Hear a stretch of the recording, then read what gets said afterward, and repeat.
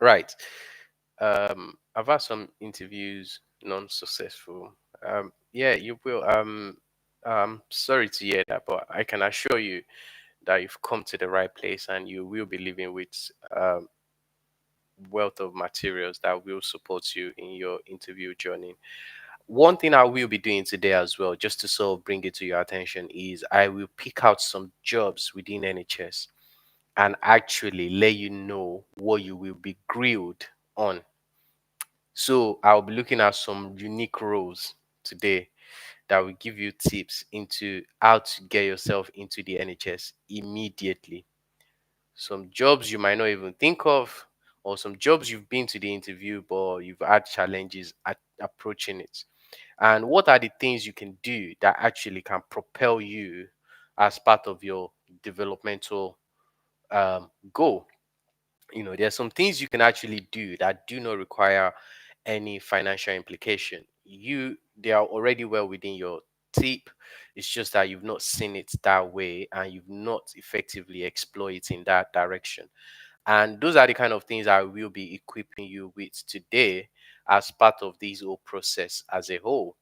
And I'm glad that you've taken time to come here today. You've invested in wanting to know more and wanting to attract the right knowledge and skills in order to be able to get yourself into the NHS as part of your sponsorship pursuit. And it's always going to be very, very crucial that you are well informed in terms of what the NHS is actually looking for from you guys. And if you're not able to get into the system with the right level of skills or the right level of resources and knowledge that is needed to succeed within the NHS, you need to get yourself ready to understand that there might be things you're doing right. You might think you're doing them right, but there are things you might be doing wrong that is affecting your opportunities. And people that have been in the group, the NHS work group, they will tell you, and people that have gone through that process, they will tell you what their experiences have looked like over the years, what the challenges has been, what they've learned from that journey across the board, and what they would rather even do differently if they can go back in time, having experienced series of unfortunate outcome. So, in that case, what we will be looking at today is those of you, particularly on post study visa, is always going to be very crucial for you guys.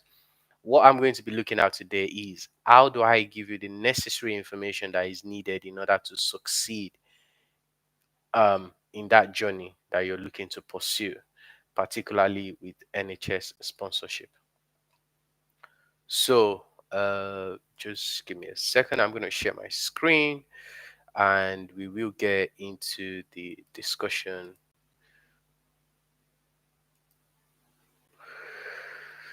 So we have about another 5 minutes. So is there a possibility, can anyone here also introduce themselves? Please drop a chat, introduce yourself, um, so I can have an idea of where you are and what you're doing. So just a very brief introduction actually that will help. Um, so we have Macaulay, if he is here as well. Um, so if you could just drop a chat, just a very quick introduction and what you're looking to achieve from today's session actually.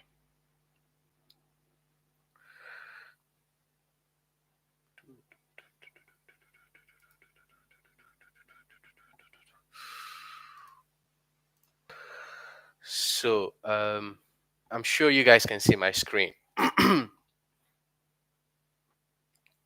Right. So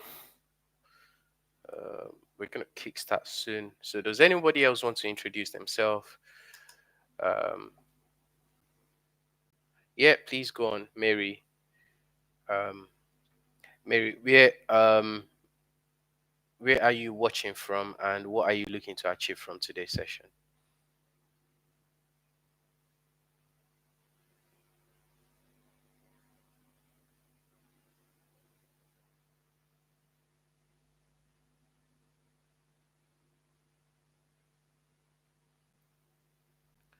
Okay, great. Thank you.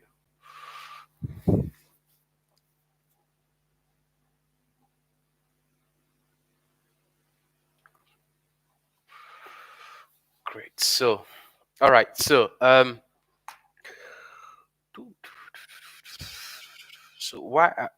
some of the guys that have attended the webinar in the past will probably think is slightly different. I'm taking a different approach because I want us to go straight to the point today. So, what am I actually looking at today?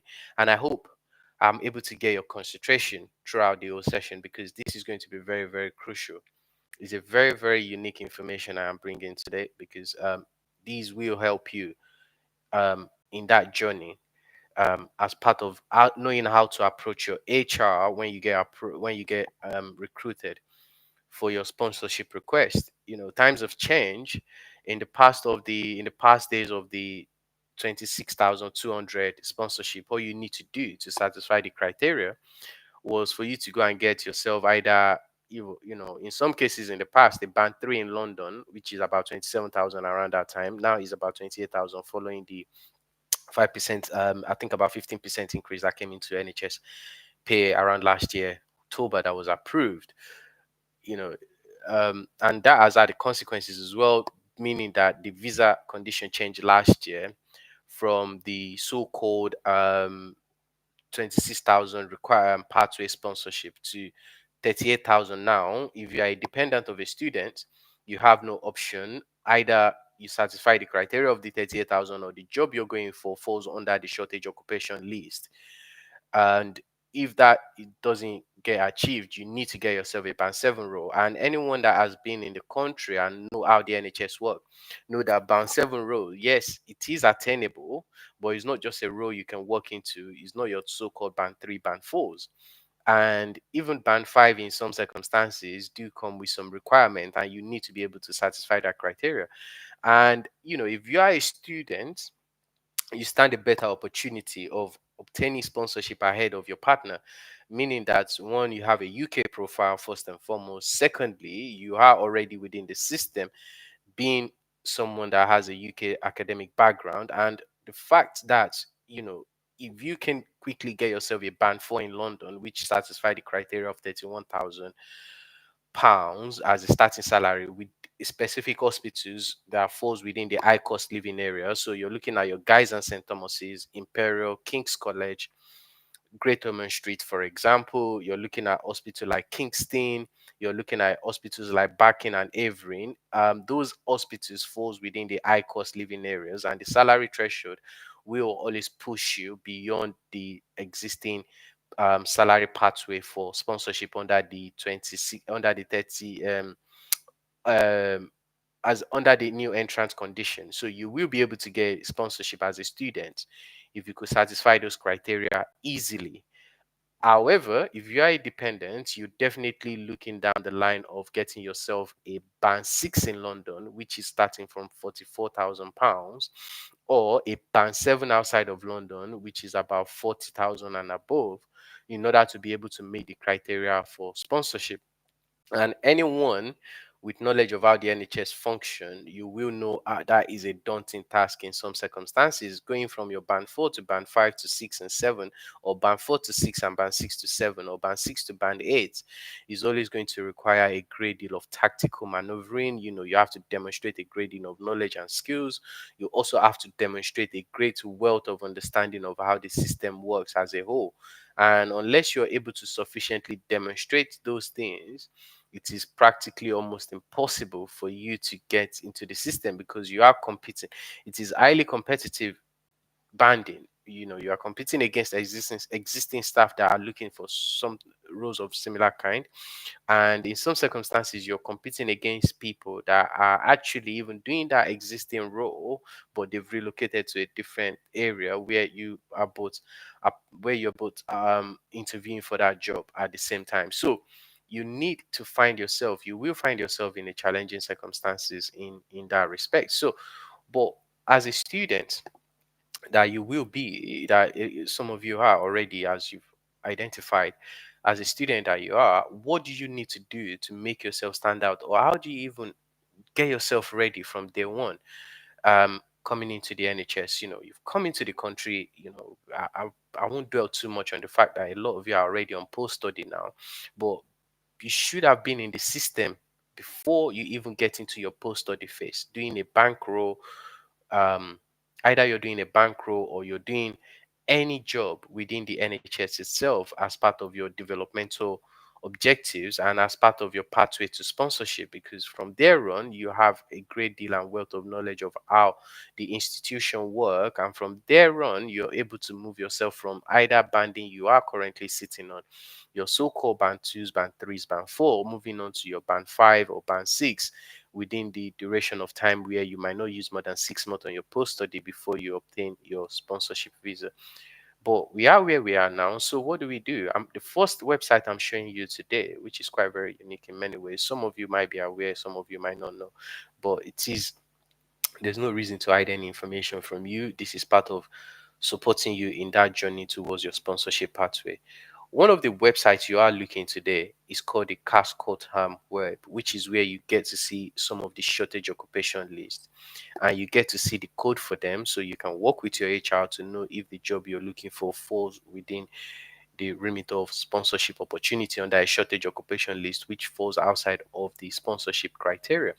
So what we're going to be looking at today is, for instance, we have plethora of job opportunities in the NHS. If I share my screen with you, just to give you an idea of what I am talking about, just to show you particularly. Um,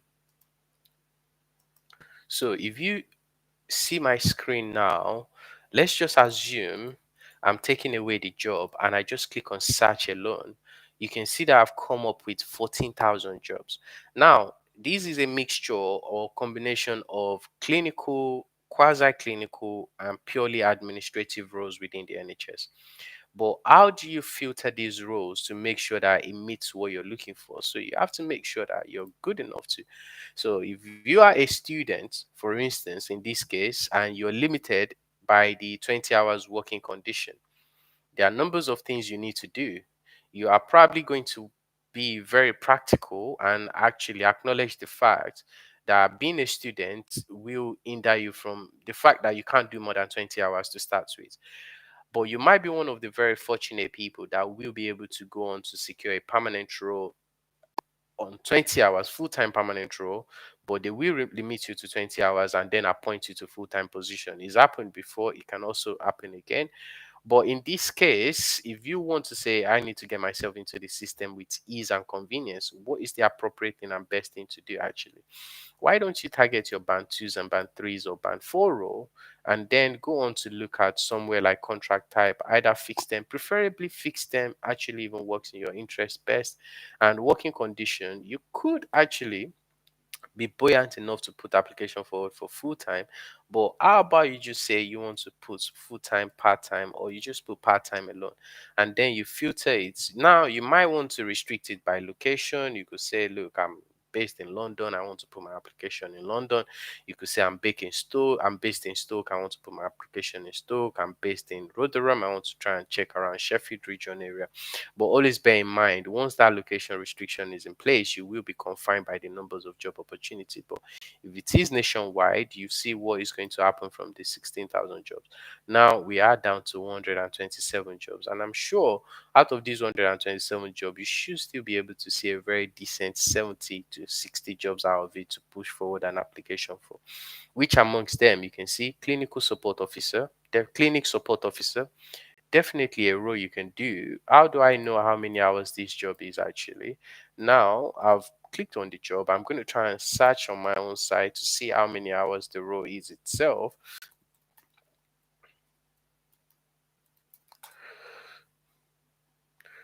So this is a role that is actually a 6 month fixed term contract, 22.5 hours. And likewise as well, you can see there's a community receptionist, there's that of a pre-op administrator part-time, endoscopy housekeeper in Bolton, night support worker part-time, outpatient receptionist.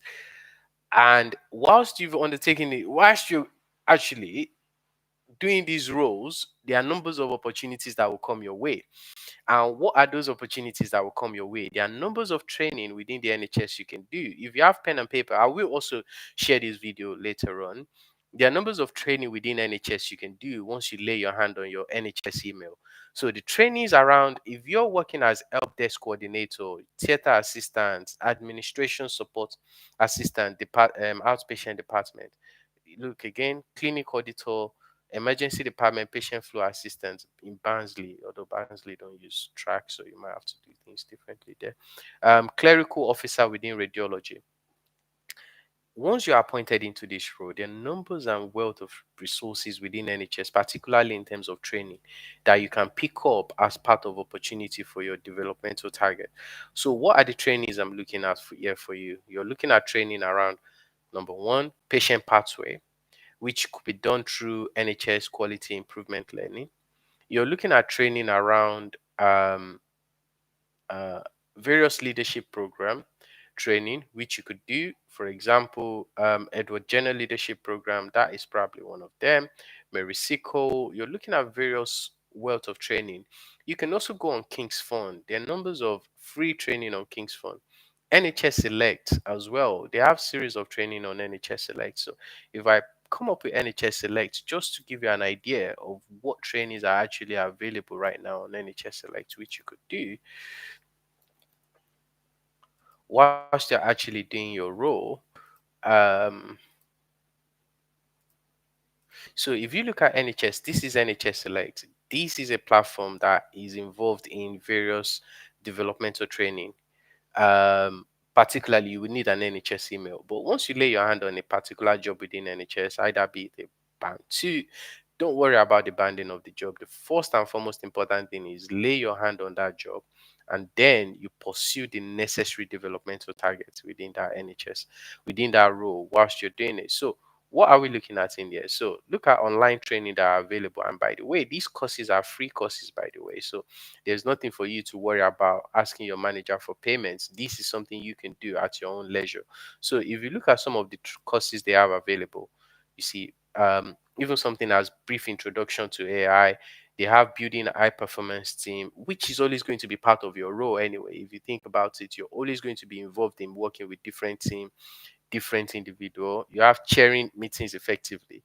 Those of you that will be going into administrative roles that will require you to chair meeting, organize, write an agenda, and distribute those agenda. Those are the kind of training you will need to be able to do. And how many hours are those training? 2 hours, 3 hours. It's something that you can do. The same amount of time you probably spend looking at some skit online is almost the same as you investing in it. Communication skills as well is also another training. Critical thinking, definitely a training worth exploring. Designing effective survey, driver's diagram, intro to marketing.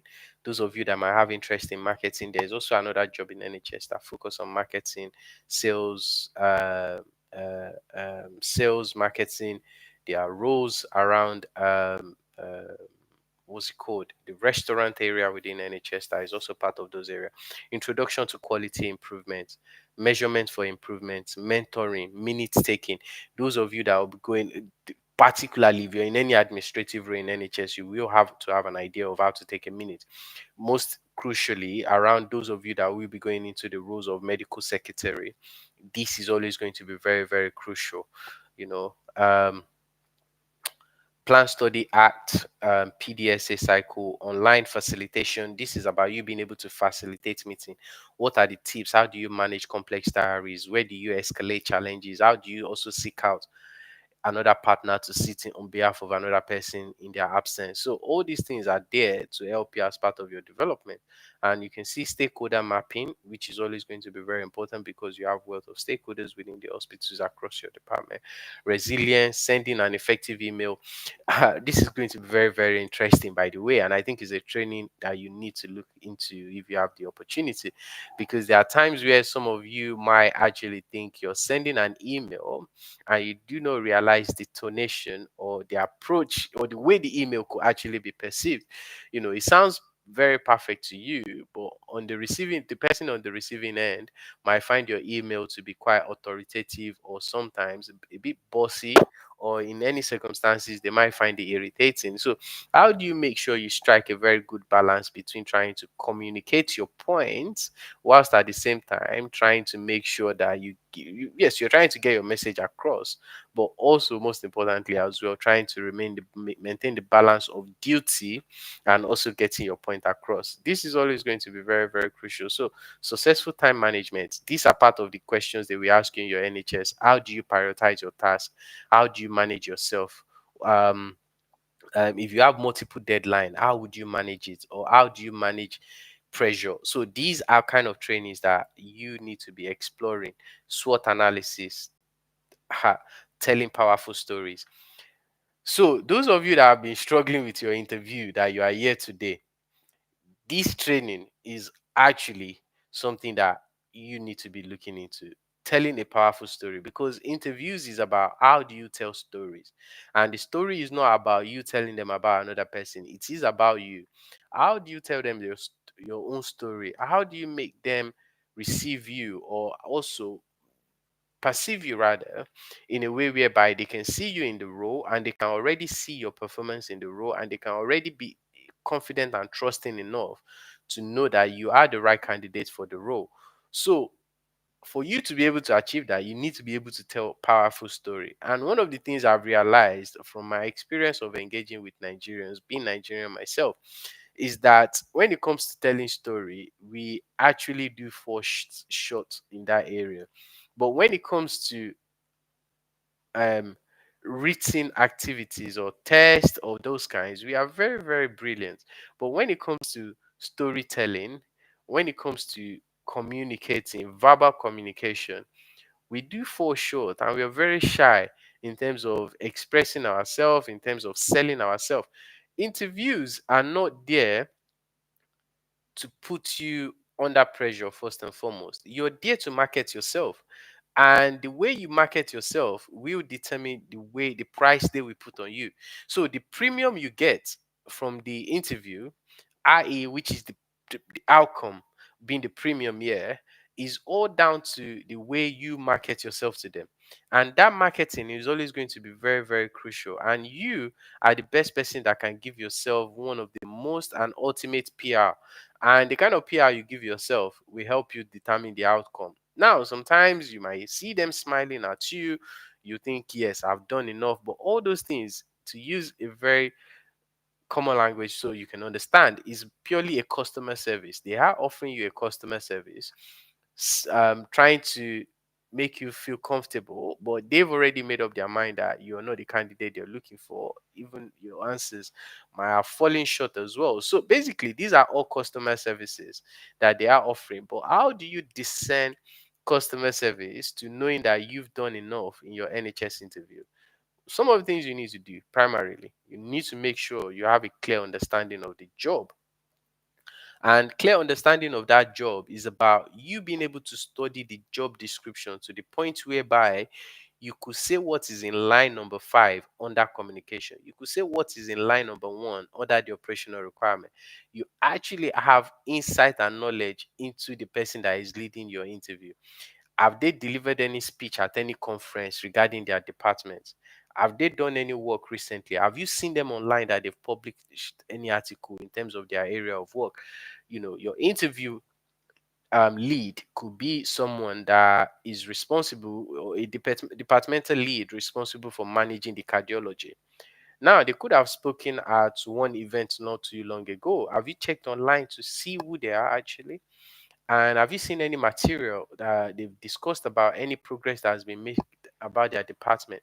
So if you study that, there's nothing stopping you from referencing it. You could say, oh, one of the things I've come across from my research, having looked at Ellen profile, I did realize that you deliver a speech at the Royal College of Nursing about the role of, the challenges cardiology department is facing at St. George's Hospital. And I know the challenges around your patient pathway, particularly the waiting list, remains something that you are looking to address.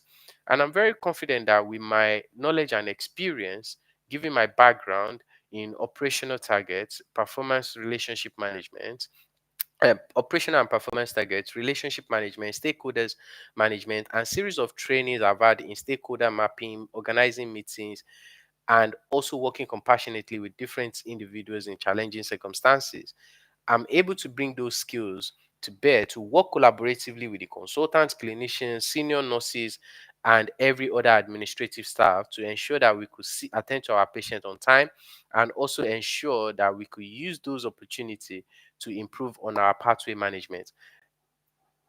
Looking at this, for example, now, if you could drop a comment, what do you see that is very unique about this? Can If you guys just drop a comment, tell me what your perception of that answer will be if you were the one interviewing me.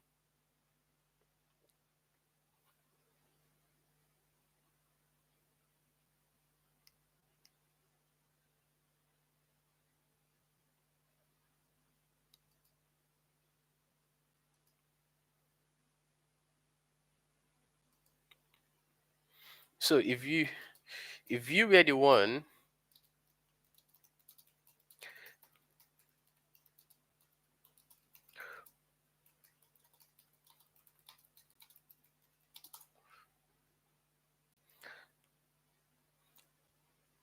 so if you were the one interviewing me, what would you rate that answer? So that's that. Let's have a very quick Q&A. So if you were the one interviewing me, what would you rate the answer?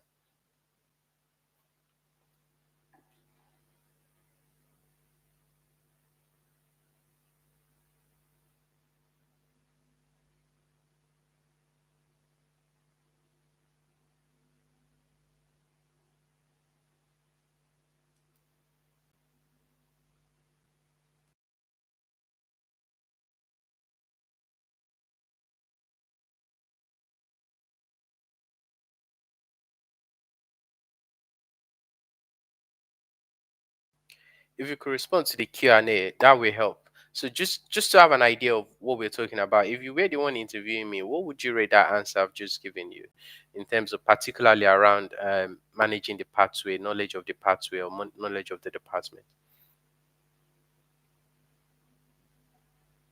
So we can take 2 minutes to just run that Q&A.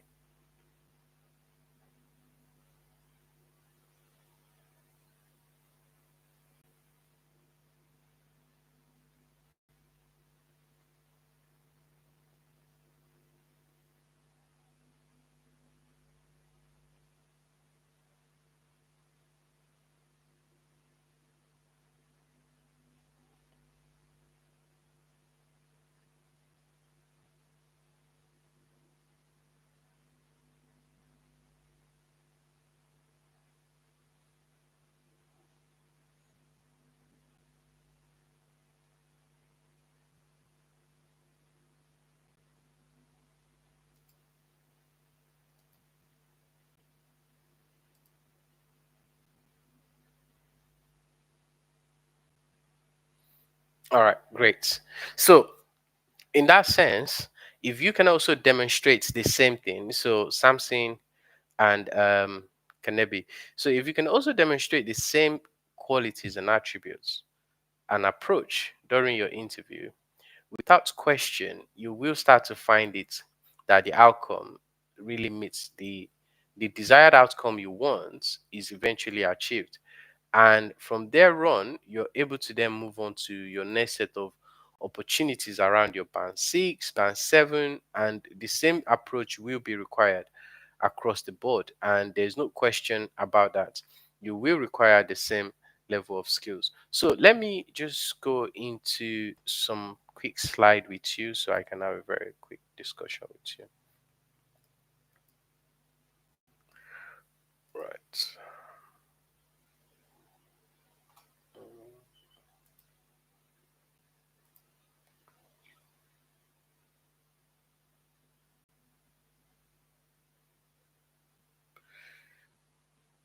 Thank you, Tayo Dele. Yes. So demonstrating um, your level of preparation and readiness for the interview and ability to put extra effort to surpass expectation. Absolutely, absolutely, absolutely.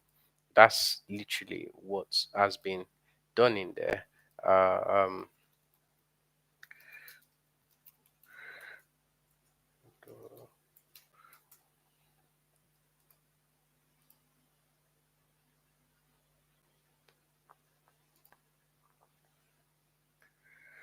so yeah, so that literally is what has happened in that particular area. Is the fact that I've demonstrated to them that, look, I've read about this job and I know what you guys are looking for. And without doubt, I'm very, very much ready to come into this role and be part of the organization. And without any question, in any way, shape, or form, my experiences has always been about someone that is always looking for opportunity for career progression. And me, as I am now as an individual, I am very much interested in any opportunity that will give me the growth that I am looking for. And the only way I can do that is by showing them in my approach towards their question. And unless I can demonstrate that, one of the things some of you might have experienced, I'm sure you've probably seen this anyway. Um, there are circumstances where you would have attended an interview and you would have been called that you're not successful, and that job will be re-advertised. What literally has happened is every candidate they've interviewed, they're just not happy with the performances they've given them. And rather than just put someone in there hoping that, okay, we will try to upskill them into the job or try to get them along as develop them as they go along, they would rather just a situation purely on, we're just going to go back out there for an advert, re-advertise the job, and if we get better candidates, so be it. If we don't get anyone, we will hold on as files until we can get someone. And that is a case of whereby, some of these managers are not willing to compromise in any circumstances. And in that situation, you will then need to make sure that you do not fall in that environment yourself, so you can go into your interview and make the success out of it. So I will be going through some few information with you now just to help you so you can understand why the NHS is always going to be very important in your sponsorship journey. So let's look at what I'm going to be talking to you about today, particularly.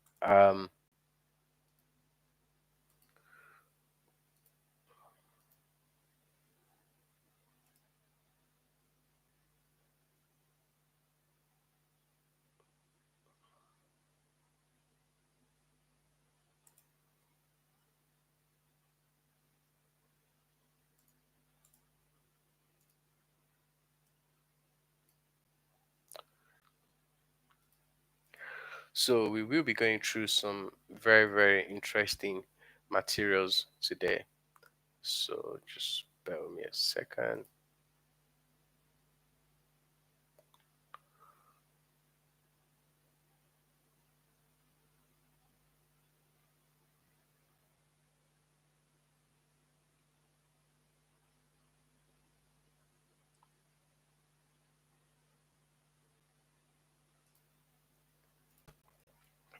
Great. Okay. So here we are. Okay. So this is the company, Prior and Future Career Consulting. You people that have worked with me in the past will know the company to be Jupiter Atlant, but it's changed. There's been some new developments, so please look out for um, some of the new development that has happened. If you also want to follow the um, Instagram page, please do as well. You will see series of materials that are being published in there. Likewise, as well, there is a website coming up. There will be a host of team to be announced soon. Those of you in the group, if you're interested in joining the NHS work group, please, that's the number on the board. You can contact for consultation and advisory position to guide you in terms of your application. Few days we've had very interesting testimonies on guys that have gone on to secure their roles, particularly um, taking on various NHS opportunities. And I have here today as well people that have been privileged to work with, have gone on to achieve various roles within NHS. So if you're interested, please do feel free to reach out to me. You might not want to drop your number publicly, yeah. Reach out to me. You can also drop me an email. You can reach out to me via the number there for future discussion and consultation on how to help you take forward your application process. But looking at the NHS itself, it is a comprehensive system, and there are various healthcare providers in there, and it comprises of various components, if I may use that word, that makes it work as an organization. I'm sure some of you would have seen recently the fact that NHS England is to be abolished, but that doesn't affect the status of the hospital at all. NHS England is an arms is what is usually termed as a quango. It is an arm of the Department of Health that runs the National Health Service. They run the hospital on behalf of the Department of Health. But the abolition of the NHS England, what that does effectively is it brings all the hospital under the control of the Department of Health. So the chief execs of those hospitals are now accountable to senior managers and operational team within the Department of Health rather than NHS England. So directions will be given to hospitals now from any Department of Health rather than through NHS England. Has there been an implication? Without question, there's been an implication for some individuals that are directly employed by NHS England. You know, some of them will have to leave their role to move into something else. Redundancy discussion, I know for sure, is taking place in some areas. And there's no question about it. It's a very, very difficult time, and people are going through that pressure, especially if you're sponsored by NHS England right now. You need to then move to another role that will give you sponsorship. But along all these, which is part of all the discussions we're going to be having as well, is the fact that, you know, a lot of you've come into the United Kingdom, you've left Nigeria, you were probably a senior manager in your role in Nigeria, you were head of operations in bank, you were either a business manager, you were either running various organizations, and you've come in and you don't know what actually the UK job market owed for you, and you think, you know, your qualification should get you through. That doesn't always be the case. It's never going to be the case here, because you have to demonstrate a great deal of understanding and knowledge beyond your very little knowledge, particularly around your academic degree. So, what are the things you need to do? You need to leverage your existing knowledge in Nigeria, where you've occupied various managerial responsibility. Make sure you have all the key information readily available, right down from your references, right down to the point of your work history. Make sure you can build a portfolio around of your CV. Actually, you are marketing yourself. So when they're asking you to write about your job experience from Nigeria, you've been an operations manager, senior business manager, performance manager, you just don't go on your track and put one or two lines in there. I manage the operations of Zenith Bank. And then you go to your second job, you put something along the line of, I was responsible for managing cash flow into the bank. Write comprehensively about yourself. And this is about building a strong CV. If your CV is not strong enough for someone that is even going through your selection process, how are they confident enough that you are the right candidate before they even go through to your supporting statement to read about you? And in that area where I've seen some track, and sometimes it's quite shocking, where you see the employment history, where they will ask you about, write about your employment history, brief description of your role. I think some of you always take that brief description of your role literally, and you take it to the extreme in some circumstances, where you literally put no effort at all into it. All you just do is put one or two lines in there.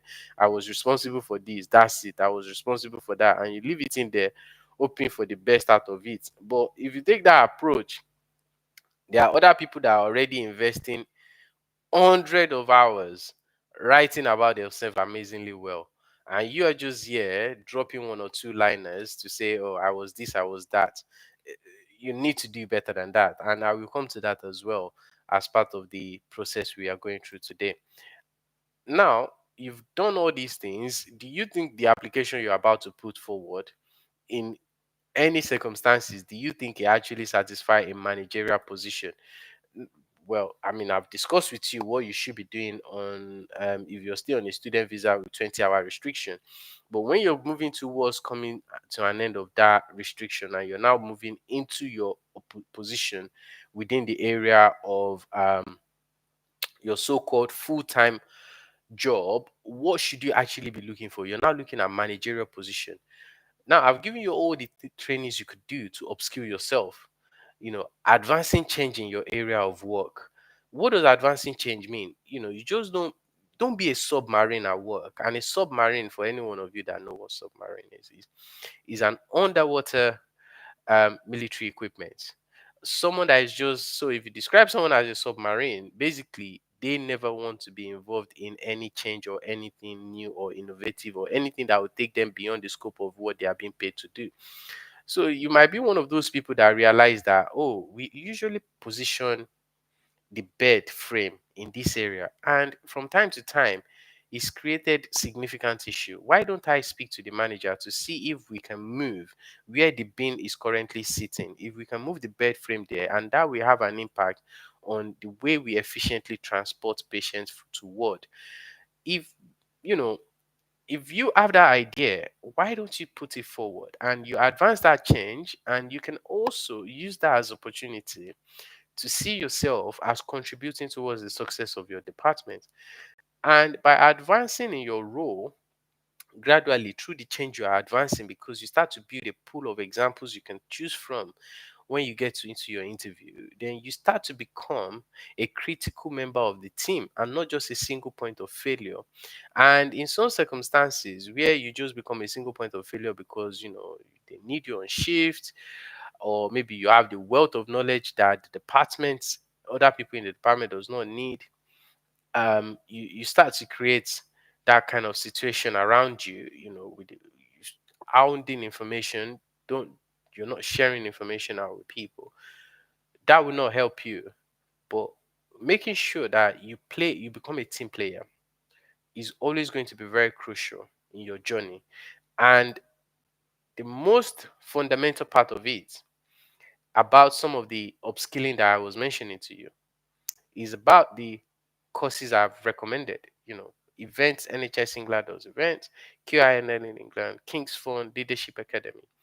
These are platform you can go on and do series of trainings in there. And these training are very much relevant to go on your application in your NHS. When you're filling your application, where they ask you for training, these trainings should be sitting within your application. They are well within the right to sit in there. Likewise, the ones you've done in care on information governance, um, handling conflict, medication, administering medication, um, things around some of the trainings you do in care, um, whether be it things around challenging situation, working with patients with mental challenges, all those things are also well within the right to go on your application. And then you are also within your right to incorporate it in your supporting statement. And unless you actually demonstrate the relevance of this training in your supporting statement, it is practically impossible for you to be able to get through to the manager that is going to be vetting you for application, because you've listed all the trainings, but they also want to see you write about them. Why do you think they will be relevant? I'll touch upon that very soon. Why do you think they will be relevant to the job you're applying for? There are ways you can coach the statements in order for them to understand your point of view and also see you as someone that is ready to come into the role. And with all this training, all these qualities I've been talking about around wrapping your supporting statement around um, some important information around some of trainings you've had, around your knowledge, your skills, your developmental goal, you are able to then start to see differences in your interview outcome. And all these are the same thing around your supporting statement, the reason you are applying. So if I were to be applying for a role, for instance, I'm applying for the job of a medical secretary, why would I in the first place want to be applying for the role? Even though I've worked in the bank throughout my life in Nigeria, and I saw a role of a medical secretary, they're asking me about referral to treatment. They're asking me about 2 weeks. They're asking me about 18 weeks. They're asking me about patient pathway. What skills do I have that wants to make me even go down this path, or MDT coordinator? Yes, I do have the relevant experience. And those relevant experience are things that you yourself needs to get out of you to pass on to the manager. First and foremost, I would like to express my interest in this position. I would like to express my interest in this position of the patient pathway um, post. I am eager to convey my profound interest in the role. I firmly believe that my extensive experience in various customer service roles, coupled with my firm passion for pursuing career in the healthcare sector, albeit with my current role within the healthcare sector as healthcare assistant, has reinforced my strong commitment to engaging in service delivery and my approach characterized by collaboration, attention to details, has been cultivated over the course of my professional career in the private sector. Having gone through the job description, I have wealth of knowledge, or I am fully aware that the role will require me to work collaboratively with senior managers in order to achieve or support and proactively address breaches in treatment pathways, ensuring adherence to operational and performance targets within the trust, and ensuring the departmental compliance with various regulations and guidelines relating to patient treatment pathways, such as the 2 weeks, 18 weeks, 28 days, 31 days, and the 62 days following a referral to treatment confirmation. My wealth of knowledge utilizing various IT applications from Excel, Microsoft PowerPoint, Microsoft Project, Microsoft Word for report writing has equipped me with the necessary skills to assimilate any complex information, and has also equipped me with the skills and the required knowledge and tact and diplomacy to be able to meet the demand of the role through facilitation of meeting, working collaboratively with senior managers, and also working to a very tight deadline. So I'll put that to you as a recruiting manager. Can you just let me know what you think before I even go forward to talk about my leadership quality on a paper?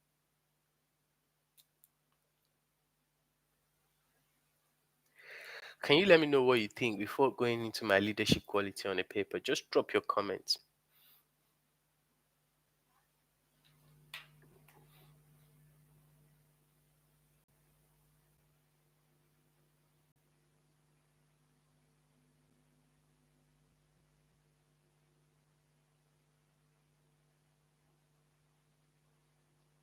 Yeah, just drop a comment about what do you think about that in particular, that kind of supporting statement that actually talks about your qualities and understanding of the job description. What do you think before you even go further to start talking about things around your leadership qualities and what actually is relevant to them in terms of their trust values and where they sit and fit into?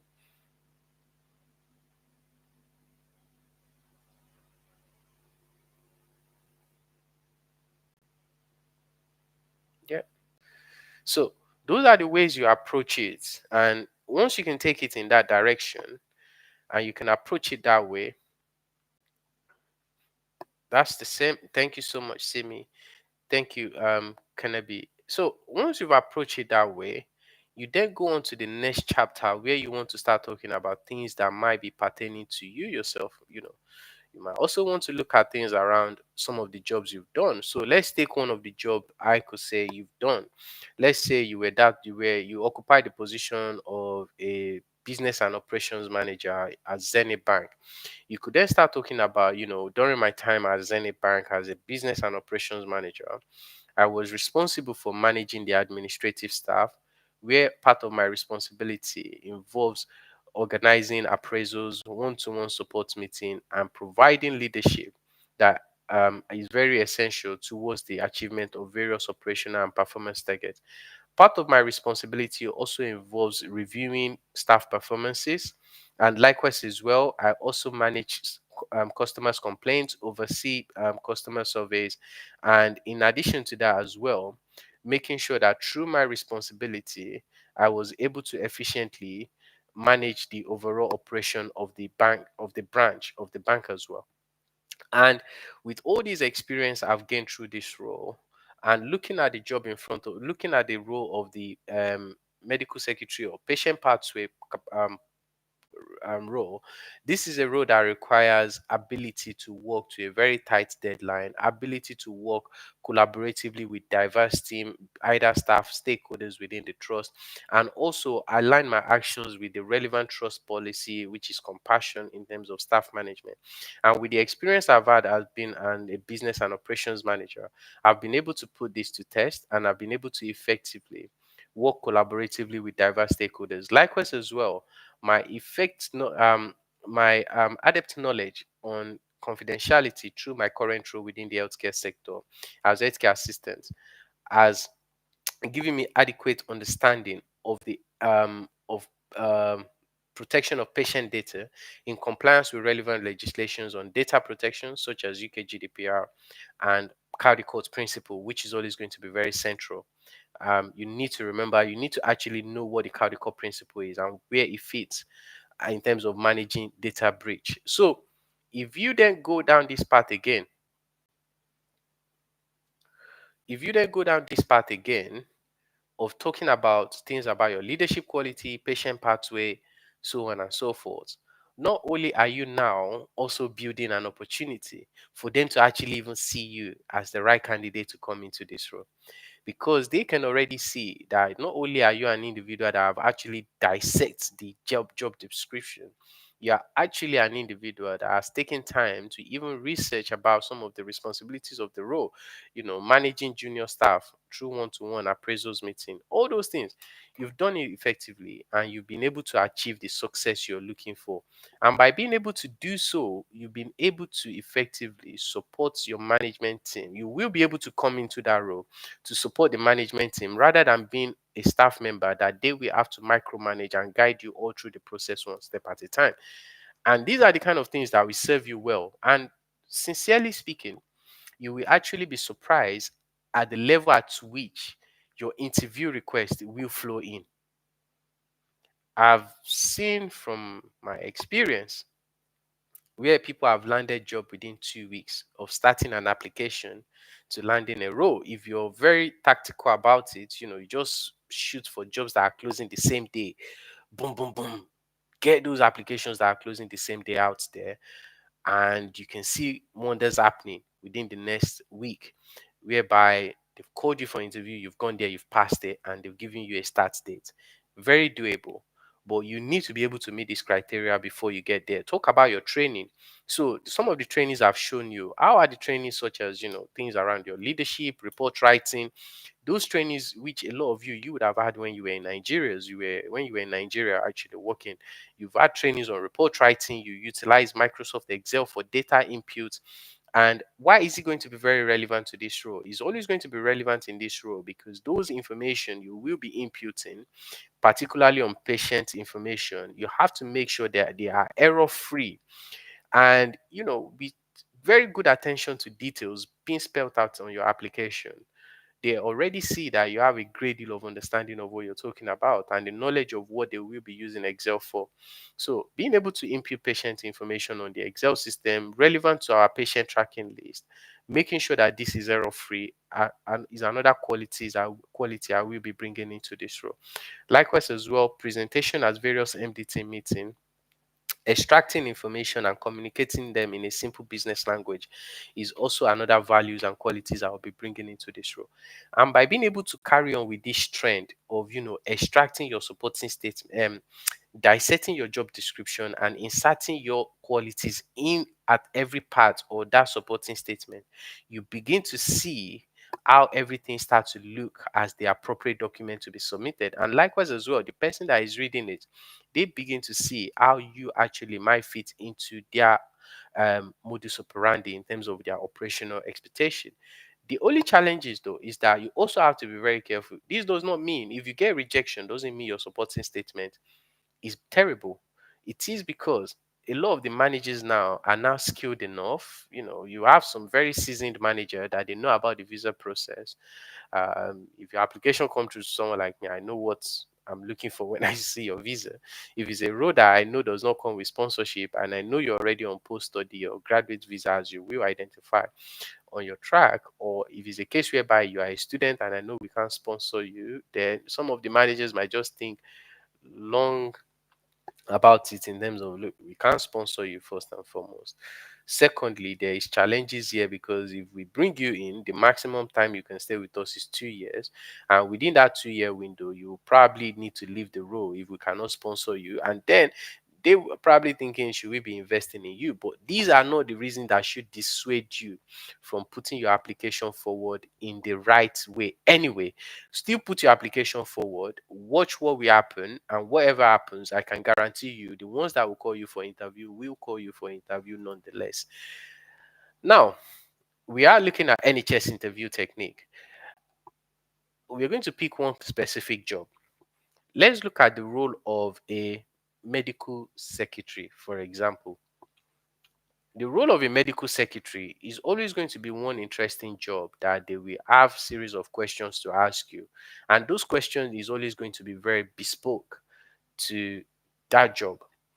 Being that the role of a medical secretary, the role of MDT coordinator, and the role of patient pathway coordinator are one that whereby there is a unique question and attributes to those jobs, and they will want you to demonstrate a great deal of knowledge around it. So, what are the things they will ask you? They will ask you your typical icebreaker question.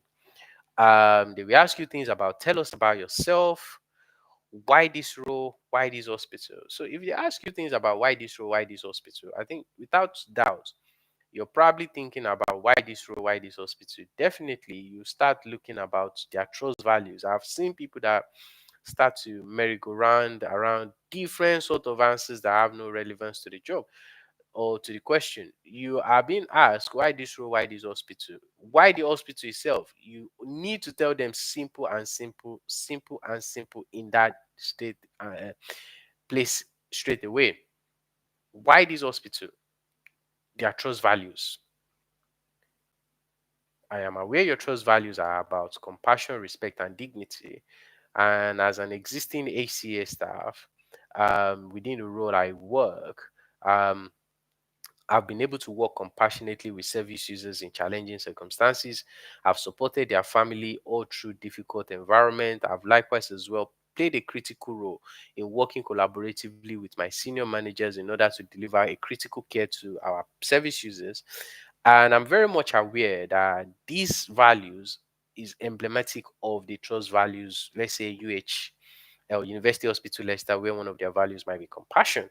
So these values is emblematic of the UHL values, and I know that part of my responsibility in this role will involve engaging with patients in difficult and challenging circumstances. And with my experience in this area, I am very much confident in my ability to equally bring these transferable skills into the position in order to work to support patients in challenging circumstances, either through their diagnostics or in challenging time, perhaps maybe when we fail them with critical letters that they need as part of their hospital appointment. So now you've informed them why you want to come to their hospital. You've talked about their values. Why the role? I've gone into it as well. This role, you know, my experience utilizing various IT applications, Excel, Microsoft Word, PowerPoint, uh, Microsoft Project, that experiences, and also with my background in operational and performance targets, with my background in managing operational and performance target, with my background in managing staff, I believe this is a role that gives me the opportunity to continue the tradition I've already started. Now, there's more to it as well. You could go into the job description to say part of the communication, part of the responsibility in this role is about communication with diverse stakeholders. I have wealth of background working with various senior managers in diverse environment. I've worked with diverse stakeholders in diverse capacity, and I'm very much aware that the necessary skills that is required in order to manage diaries, manage calendars, and also organize meetings, work collaboratively with stakeholders of all kinds is a is a transferable skills I can bring into the role confidently, and I am rest assured that my knowledge, wealth of knowledge, and understanding of this role has prepared me. My experiences and background has prepared me to fulfill the requirement of the role. successfully. Now, again, goes into your skills, all those things. So, looking at this now, if you were the one interviewing me, what would you say? This is just our icebreaker question. We're not going into our operational question and technical question, staff management question. If you were the one interviewing me, what would you say, or what would you actually do? Just a very quick Q&A again. You're the one interviewing me. Be very strict. Let me know your feedback. Just type something and let me know what you will say.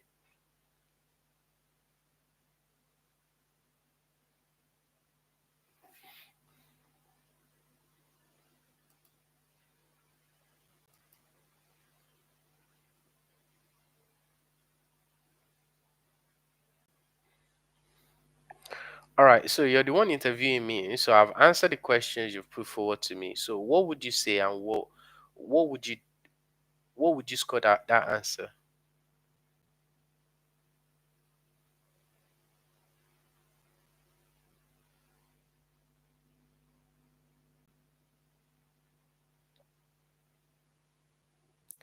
What would you score the answer?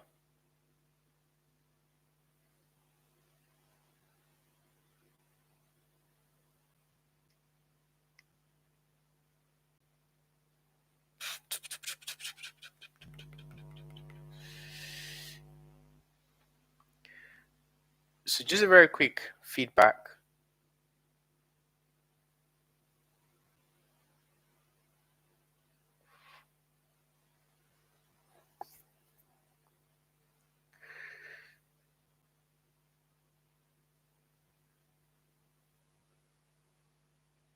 Hmm. Thank you, Tayo Dele. Thank you.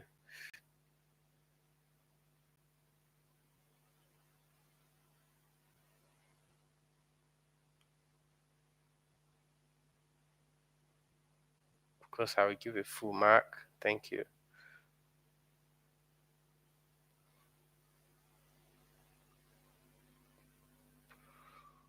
Great.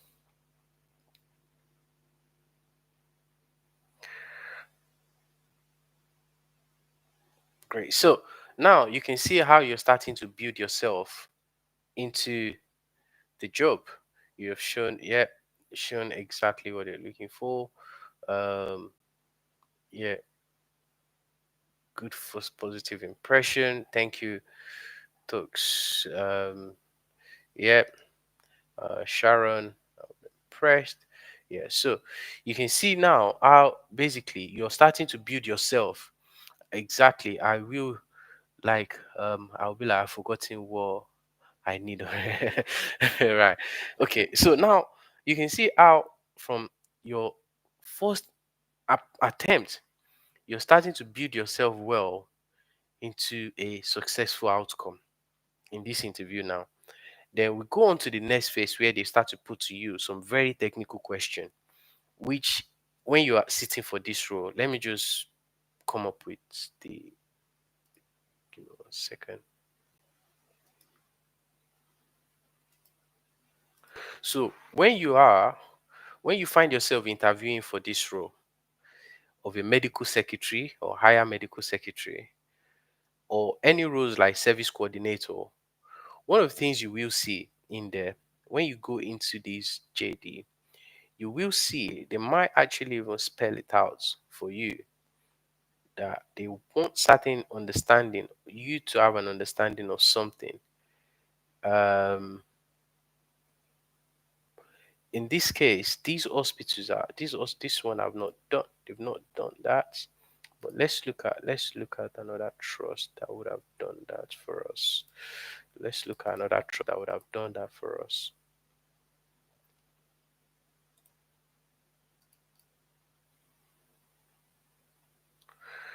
Um,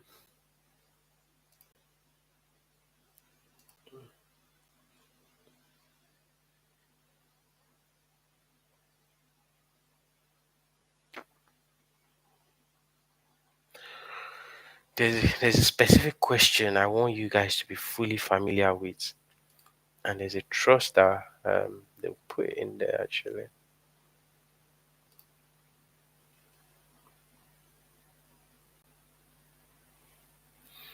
Okay,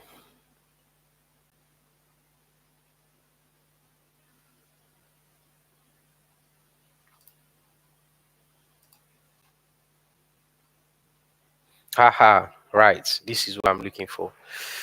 So, when you find yourself sitting for this role of medical secretary, always bear in mind that when you see this thing RTT here, right?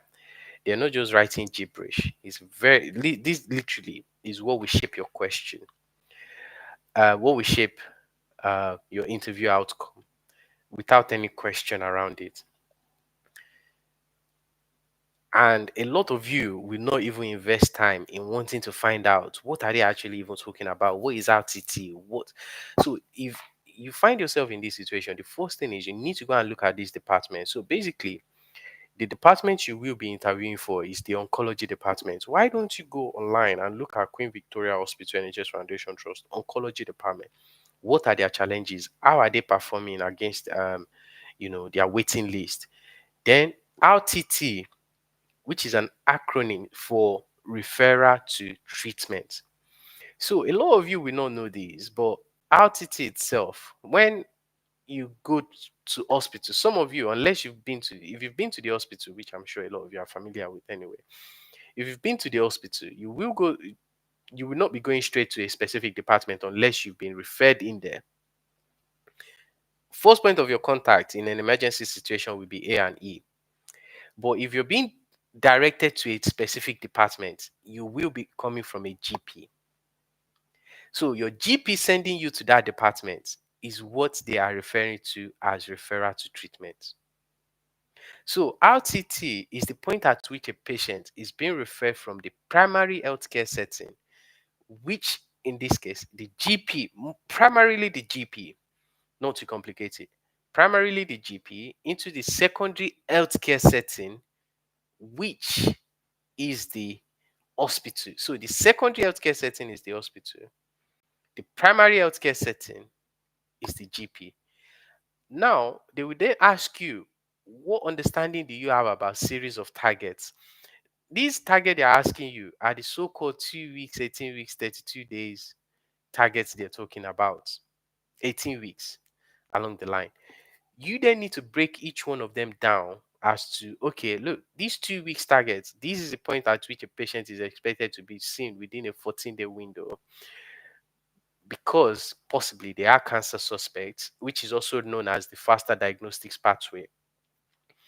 And when you start going from your 2 weeks and you want to start talking about your 18 weeks, is the point at which a patient is expected either they have to be cleared or a treatment journey is to be decided for them in terms of their next journey. Either they've been cleared, they don't require any treatment, or they are being sent back to their GP for further support rather than remaining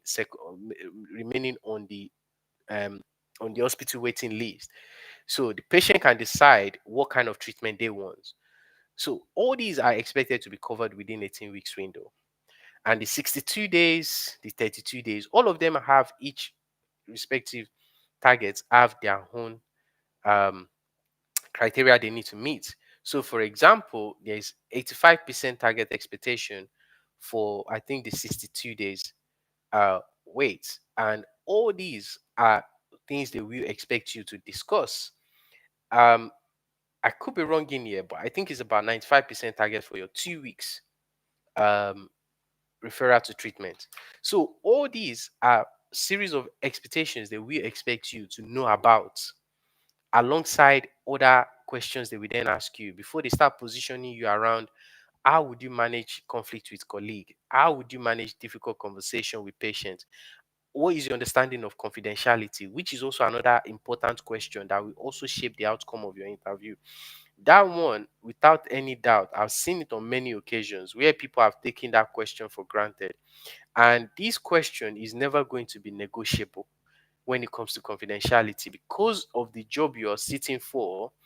The confidentiality question will always come very central to it because first and foremost, you have access to patient information.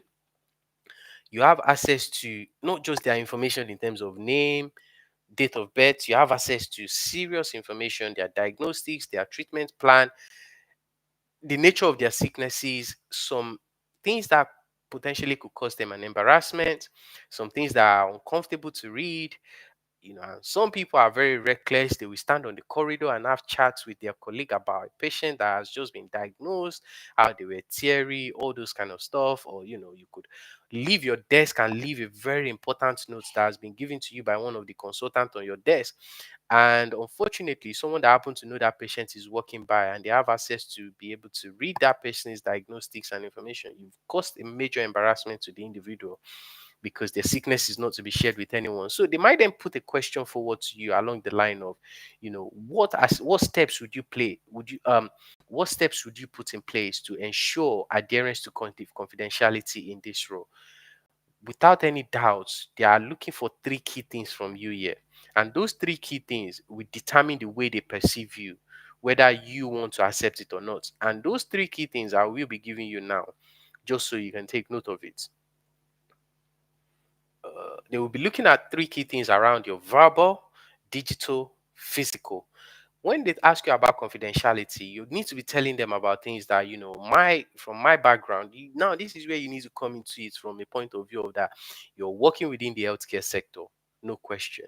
Let's say you are working as HCA, you're doing agency, or you currently doing, or you've worked in a senior position in the past in Nigeria.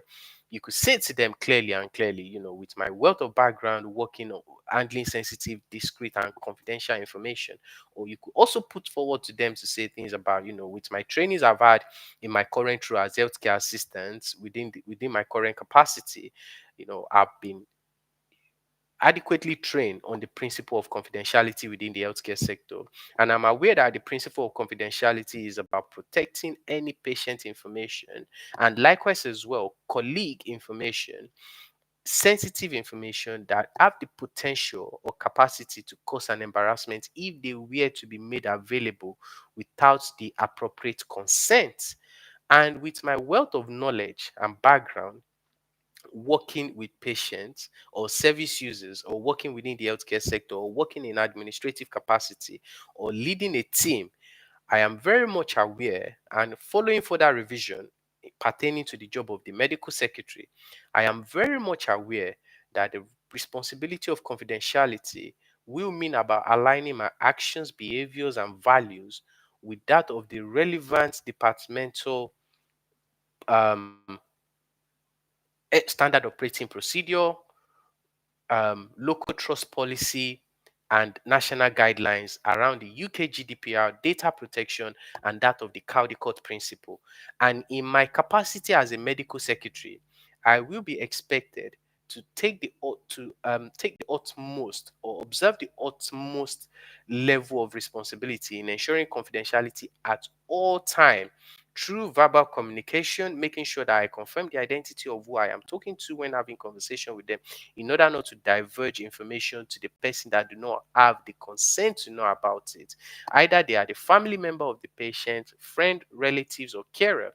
This should be confirmed that they are the person that have the right to have the access to that information.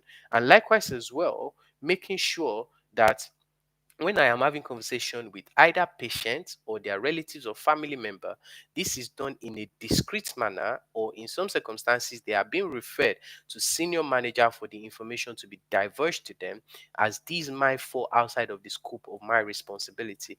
And when it comes to the discreet manner, making sure that when I am passing on any sensitive information that could be relating to diagnostics or further investigation outcome, it is to make sure that this information is done in a private room rather than being done on my desk or in front of everyone within the facility.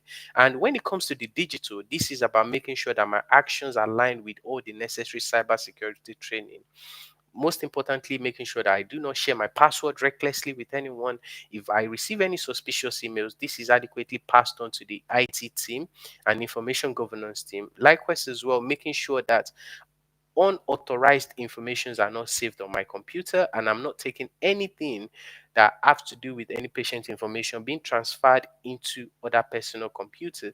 I'm making sure likewise as well that when I am leaving my desk, my computer is appropriately locked to prevent irresponsible access, or prevent inappropriate access by individual that should not be having rights to visit my computer or having access to any information. And when it comes to physical aspect of the role, when it comes to confidentiality. This is about making sure that documents are securely stored, and any document that has been used following a meeting is appropriately discarded through the confidential waste.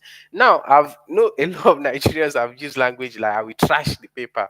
No, you don't trash it. You discard it through the confidential waste system, making sure that patient notes are appropriately locked up and stored in the appropriate storage space.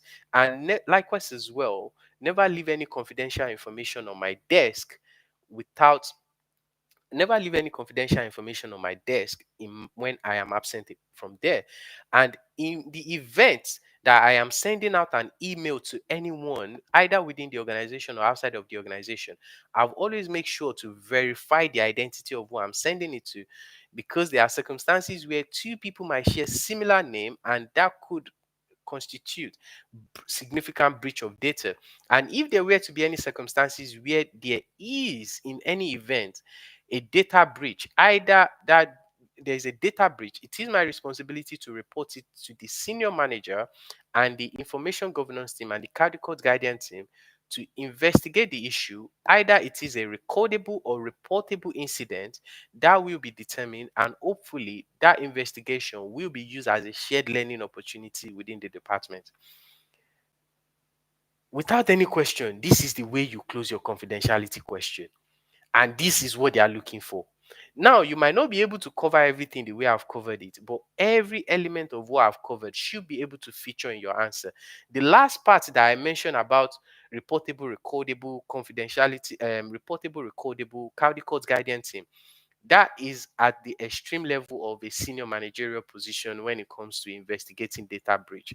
But if you then push further, if you can push on the accelerator and push on to that level without any question, there's nobody can surpass you. I can tell you confidently, in that interview, when it comes to confidentiality question, nobody can surpass you in that area. If you can add that aspect of reportable, recordable, reportable into your answer, you definitely meet all the expectation. If your interview is being scored 5/5, there's no way they can score you less than that. There is absolutely no way. So even if you fail in every question, they will always tell you that your confidentiality question comes out as the best. But that might not be enough. So you need to meet criteria across the board. So looking at that confidentiality question, what do you think? What would you say you've learned from that particularly compared to previous times or experiences you've had in any interview where they've asked you confidentiality question? What would you say you've learned from that?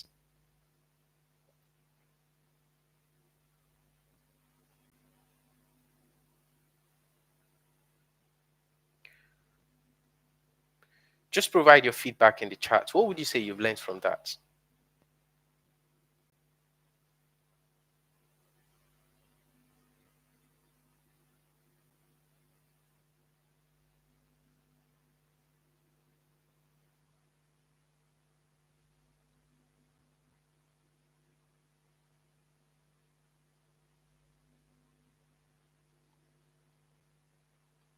So, in terms of your confidentiality question, what would you say you've been able to pick away from that answer?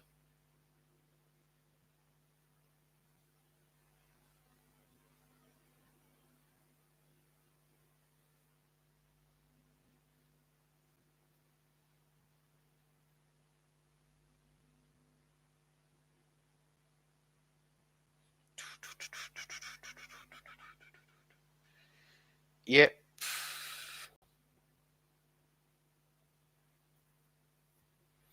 yeah. Prove how much you know about confidentiality. Yes. In the past, yeah. About being robust. Yeah, that's true. Importance of confidentiality. That's true as well. Absolutely. Absolutely. They will want to see that, most definitely.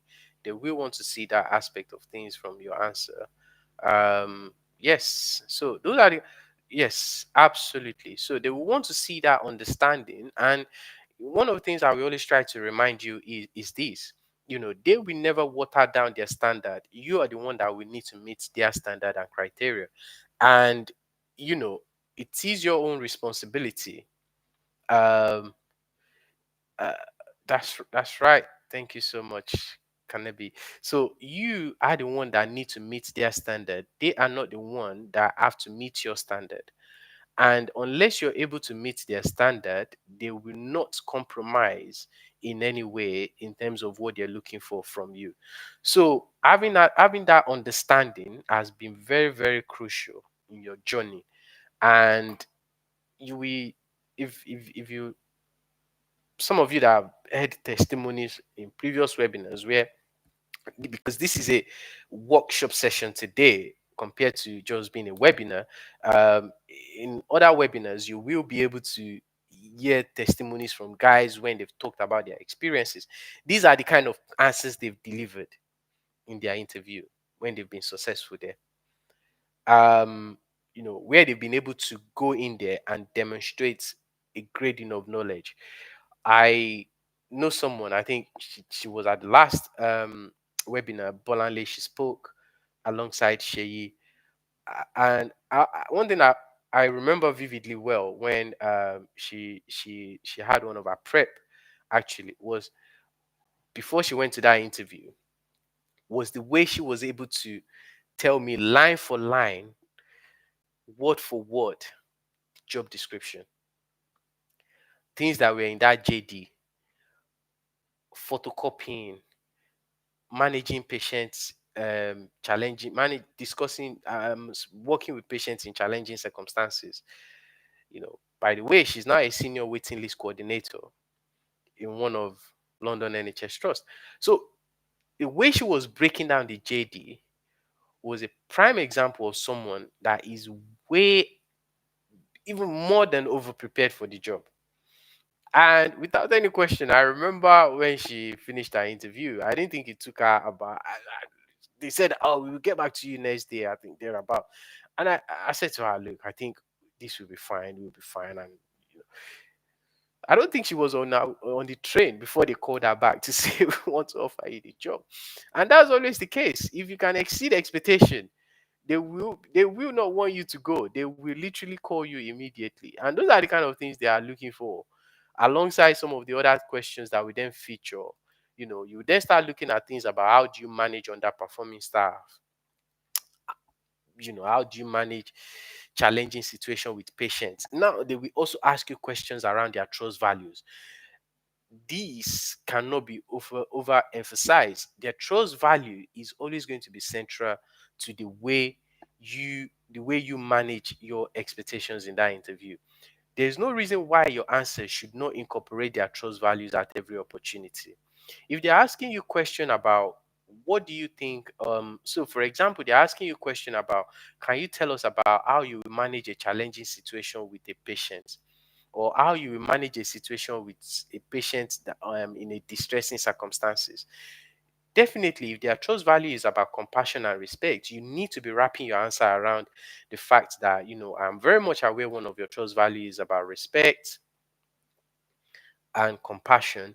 And given my experiences in various administrative background, working in challenging circumstances within the healthcare sector as ACA, I'm someone that I've always provided a listening ear, even despite challenging circumstances, in times where service users might be upset or displeased with service they've received. I've always maintained my composure. I've always maintained a great deal of compassion towards them, and I've always made sure to provide a listening ear whilst also documenting their complaint and passing it on to senior management team. And I'm aware that if I were to find myself in similar situation in this role, it will always be my responsibility to work collaboratively to listen to the patient, take note of their concerns, validate their feelings, and pass it on. If it's an issue I can address immediately, I will exercise judgment and initiative to address it and answer their concern.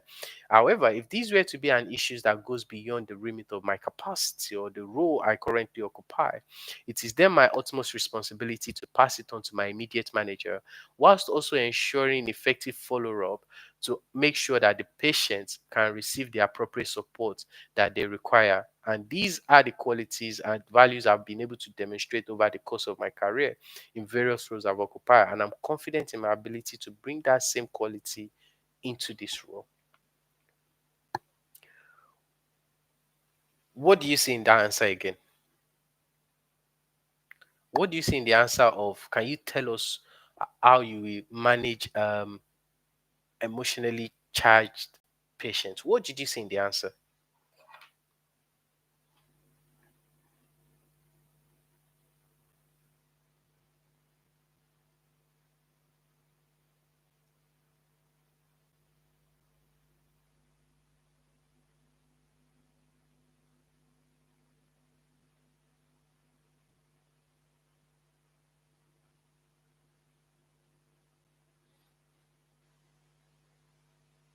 So, what did you see in that answer?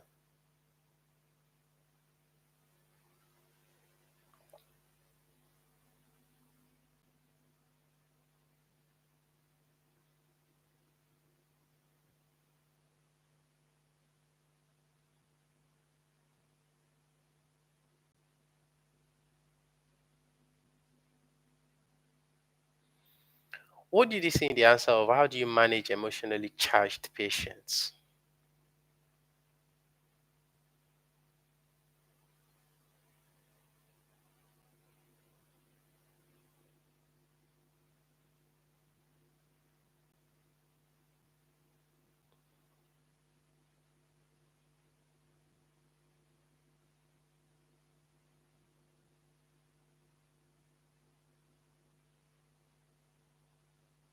Hmm.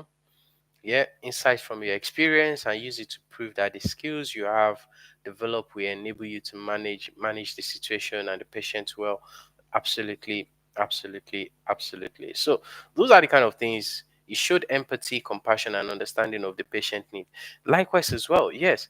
And because the job you're going into, whether you like it or not, I remember having a conversation with someone just not too long ago, and she said to me, Saeed, I'm just appreciating everything you mentioned to me during our prep.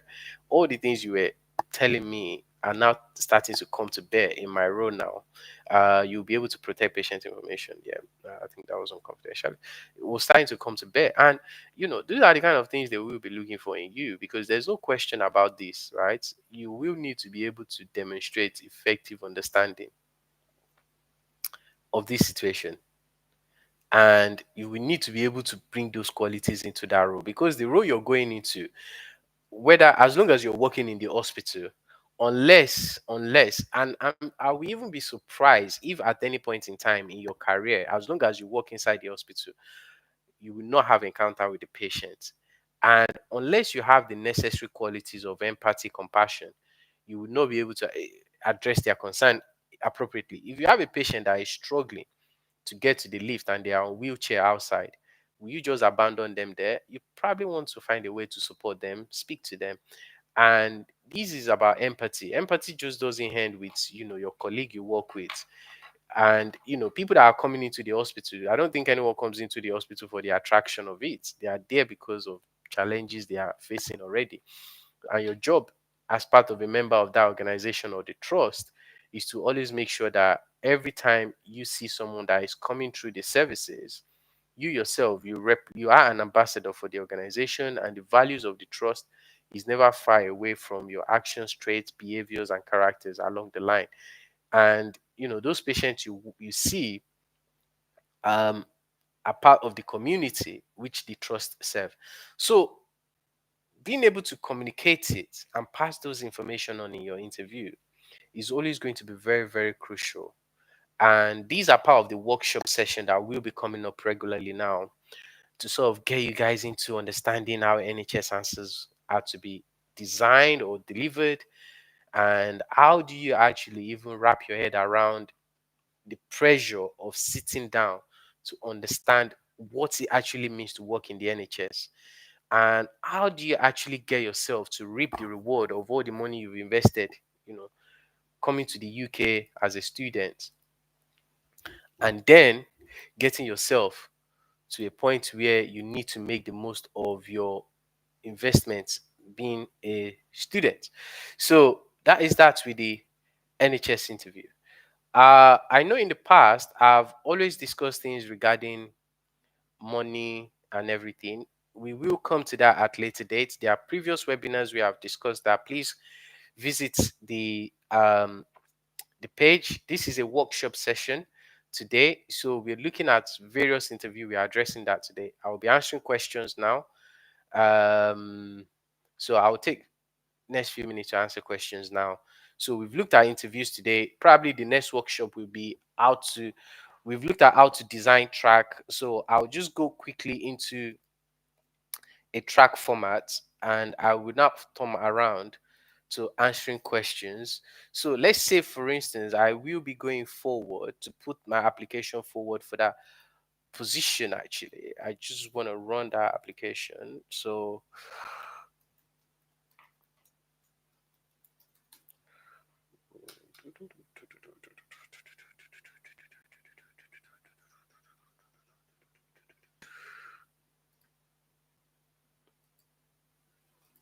I'm sure you can see my screen. So let's say now you are applying to this hospital. Are you an employee of the trust? No. Are you currently employed by NHS? One thing I'll just remind you, just because you're employed by agency that have sent you to go and work as in any NHS does not mean you are employed by NHS. So be very, very careful with that. Right? So you select your visa status. In some cases, like hospitals like Sheffield, for example, or some few other hospitals, they might not have a graduate visa opportunity there. Carry on and select student. If it's a part-time role, select I'm a student, I'm applying for part-time role. If it's a full-time, select I'm a student, I'm applying for full-time. And what do you do next? You write all the necessary information. Do you hold right to work in UK? Let's just say. So now you can see that this role being part-time is unable to meet salary requirement for certificate support. So these ones they've already told you from day one that they can't sponsor you. So let's leave it anyway. Let's just say we're choosing our visa status here as a graduate visa.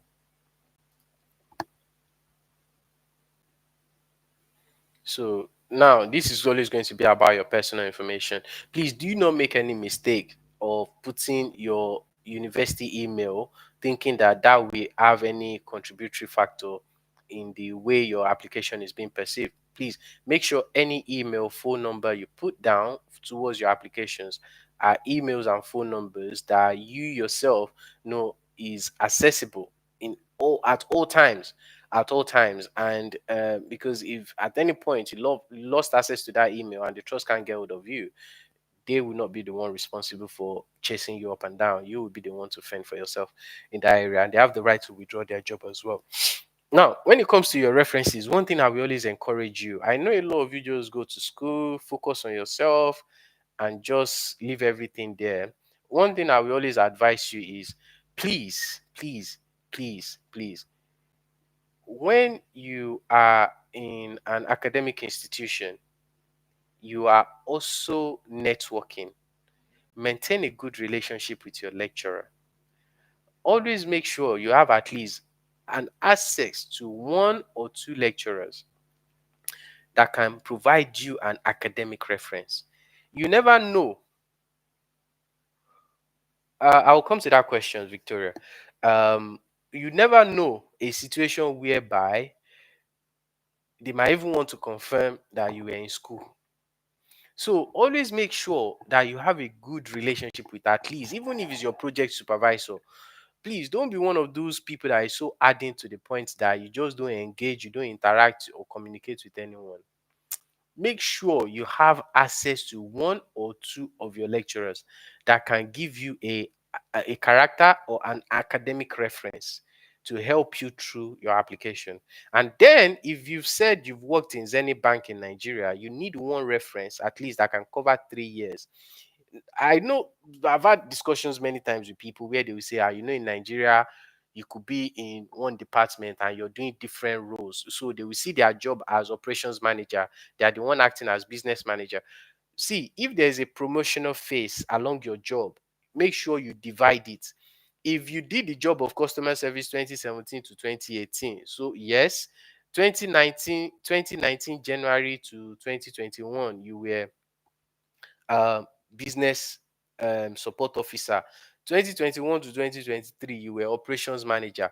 2023 to 2024, before you came to UK, you were performance and head of performance and operation services.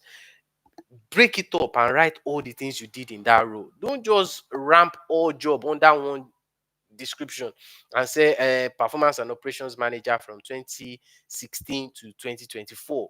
There is no sign of any promotional growth, development, or anything in there.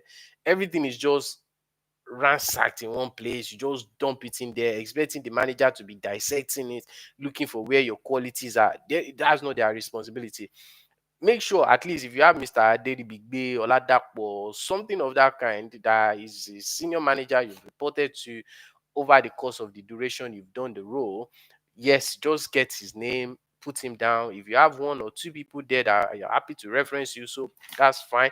But if it's only one person you have that can reference you over a duration of 3 year period, that will be fine. Then likewise as well in UK, your lecturer, if you that would be fine for your character reference. And if your current role, whatever job you're doing, either be it in care or be it a role you're doing in another capacity, then get someone there to also reference you. One thing you should not make a mistake of is if you put a job as a relevant role. You understand my point? If you put a job as a relevant role, your most extant role, your present role on your job description, and you cannot provide reference from there, it might cause you trouble. So be very careful. Any role that you're putting down that you might know that you might not be able to secure reference, think twice before you do it. So you don't end up in a situation whereby you put a role down, you know that reference might not be forthcoming, or because the organization is full of crazy managers that will never be keen on providing you reference, or someone that will hold you hostage and say, my guy, give me something before I write the reference, or all that kind of nonsense. Think twice before you put someone down for your reference, so you don't end up in a situation whereby your reference is now going up to 1 week, HR is now chasing you up for references. And with regards to the question about official or personal email, when you're setting up your track in here, for instance, I will show you an example. So if you have an example of a personal information here, what you have here is this. Now, that should be your person. So that will be Victoria Aderibigbe at gmail.com. Don't go and post Victoria Aderibigbe at prior and future consulting company you're working for. No, it's going to be Victoria Aderibigbe at Gmail or Yahoo or anything of that sort email that you currently have working for you, that you have access to on day-to-day basis. Those are the kind of things you will need to put in there, is your personal email. But if you're providing a reference, if you're providing them with email for references, do not use any Yahoo or Gmail. They will not take it, and that can have impact on your ability to resume your role quick, because they will be looking for references that are of professional standing, and that is one of the things they will let you know. Character reference should only be used in exceptional circumstances to cover a period of time when you've not either been employed or in education. Can you see now?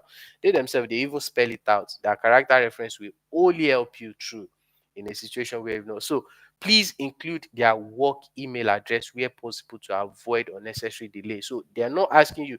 You cannot now put that your manager in Zenith Bank is Aderibigbe Oladapo at you're now putting Aderibigbe Oladapo at or Oladipupo at yahoo.co.uk or at gmail.com, and he's worked at Zenith Bank. It has to be at zenith.ng or at zenith.com or zenith dot whatever they put in there. So that email domain has to represent the company's name.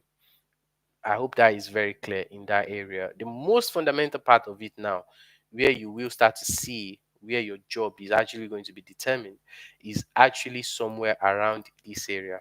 And this area is always going to be important. Now, please, I've seen it on many occasions where people have put their WAEC, NECO, all those things. Please, those things are not relevant. If you have OND, yes, you can put your OND, put your first degree, MSc in Business Management, University of Lagos. Don't go and be writing University of Lagos, Akoka. No, University of Lagos, Nigeria. Simple. Grade, second class upper, 2-1, brackets.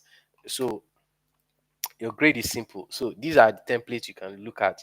Second class upper, this, right? That's it. Those are the things you can do. right? And the year you completed your course. But don't go and be putting, Lagos State University, Akoka, or University of Lagos, Akoka. No, the person doesn't know where Akoka is. It's like you putting, um, you saying, University of Nottingham, Portland Street. No, just put University of Nottingham. Leave it there. The person already know where Nottingham is. Is UK University. Likewise, the same if you were in Nigeria, you don't want to be putting the street name because nobody knows the street name. So just put University of Lagos, Nigeria, University of Nottingham. Put only your relevant higher institution, be it OND, HND, BSc, and likewise any other ones as well. Put them in here, arrange them in orders of the most relevant. Your masters in UK will come first, definitely, and then come all the trainees here as well. So you could put things like, some of you would have done few courses on Udemy, you would have done courses on LinkedIn, you would have done some things on, take for example, you've undertaken training in Zenning back on report writing, you've undertaken training on customer service management. All those trainings are relevant. Please put them down and put it in here. Zenny Bank internal training. Yes, why not? Put it in there. Yeah, you would have done those training. But the most fundamental part of it is when it comes to your employer activity.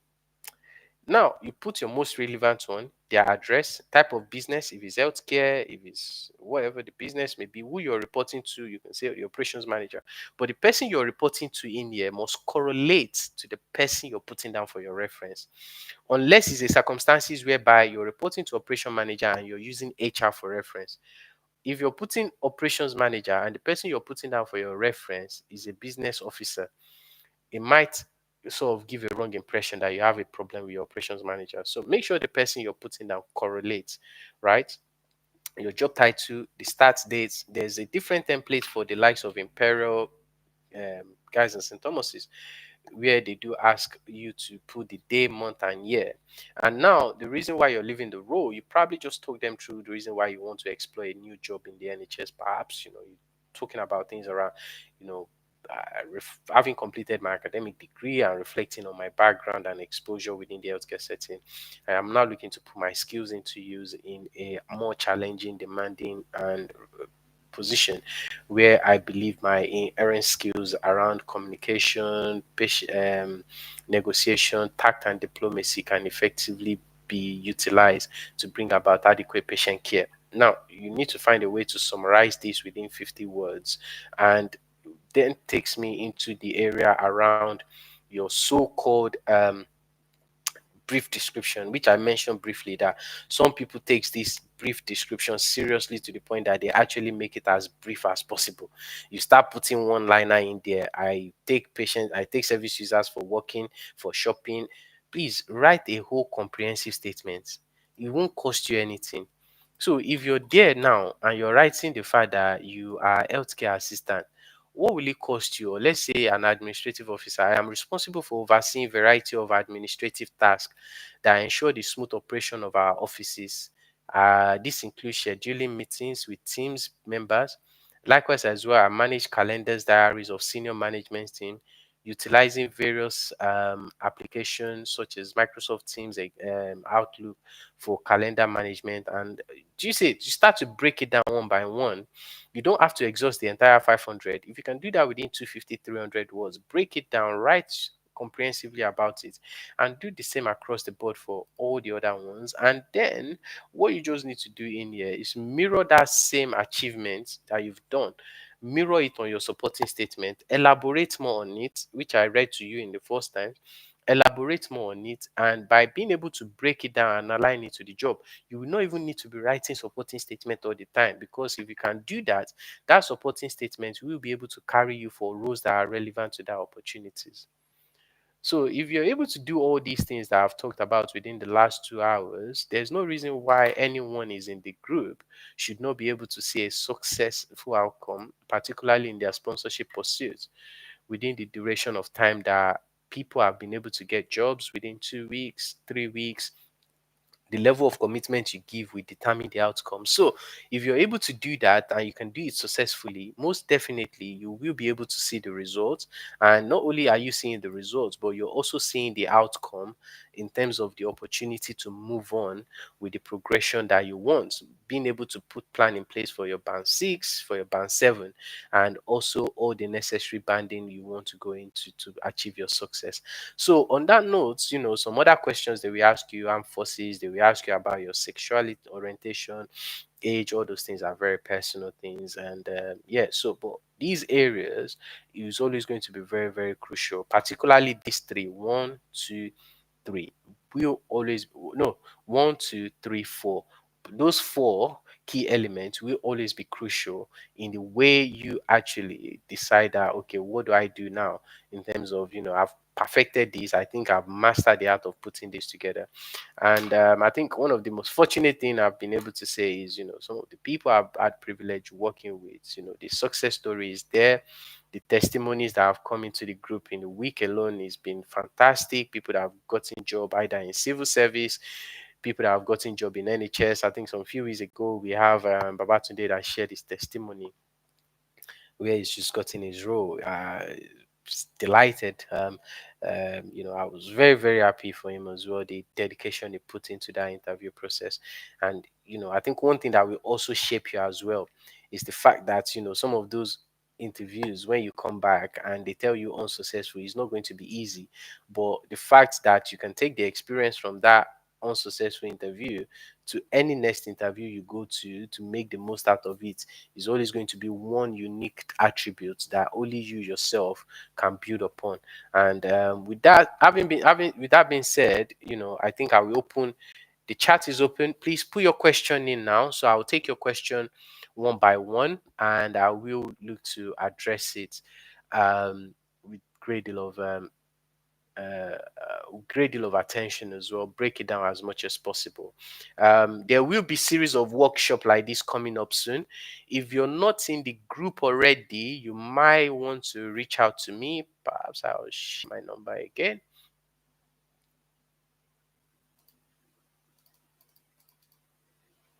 So this is my number. So this is my number.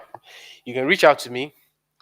Um, if you want to be part of the group, obviously I will ask you questions about your visa status and everything. But yes, so there's series of services that are being offered through the company as well. That's something you can talk to me about when you reach out to me, and you can see some incredible testimony. We've got work going on the website. Interesting projects coming up. I will also be announcing a wealth of team around the organization as well. Myself being at the forefront, people in the group, some of you, we have John, very, very senior, is senior manager, IT background. He covers all IT. Luckily, one of the interview success story I shared recently was actually co-chaired by John as well. So there's a lot of work we've done behind closed doors to get people into NHS. So those stories are incredibly um, touching in some circumstances when you get to see people that have for many years thought, how would I get into the job market in the UK, and they've gone on to achieve this success. So that being said, I think the next thing I'll do now is to open the floor for any questions. So please type your questions and I'll pick it up and answer it. So we have the next 15 to 30 minutes to answer questions. So thank you so much for guys that have taken time to attend today. Um, these you guys that are here today are the kind of people that I would not have to repeat myself to again. But I'm sure there are people that could have been here today, but we expect me to repeat the same information to them by sitting on the phone. But there's a way I address these kind of things. But yes, so you guys that have come out, thank you so much, and it's good to see you. And this is part of coming together to see to hear these incredible things. And yeah, so there will be more workshop like this coming up in future that will be streamed, and also the video to be made available. So yeah, please now go ahead and put your question in the chat and I will pick it up.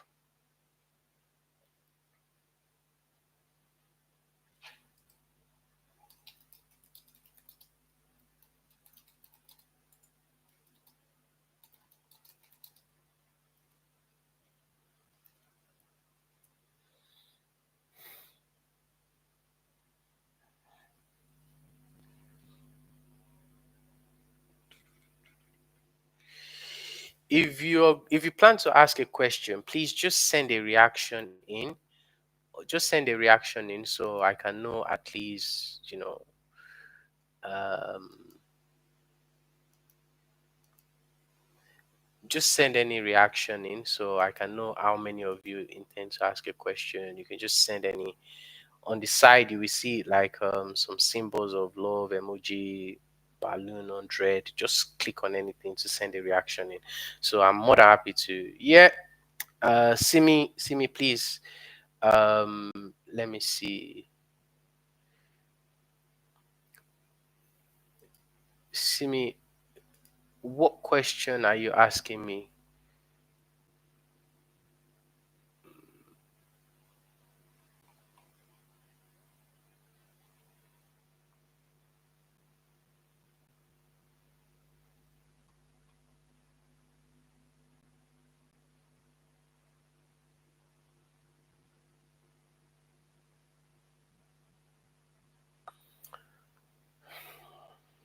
See me. What's your question?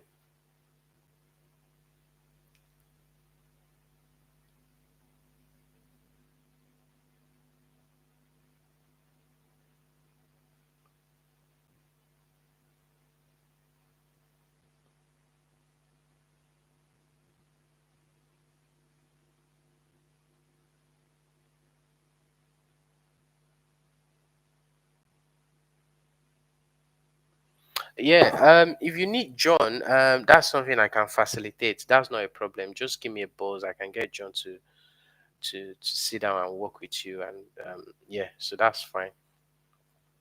Alternatively, if you're in the group, you can also reach out to John directly. So John number is in the group, so he's been there since inception. So please go inside the group. You will see John's number there. Just type John, or I can tag him, and you can reach out to him. If you do not have a proper experience on a particular role you are interested in, but would still love to give it a go, how do you tweak previous experience? Um, I think there are some roles that will be outside of your reach.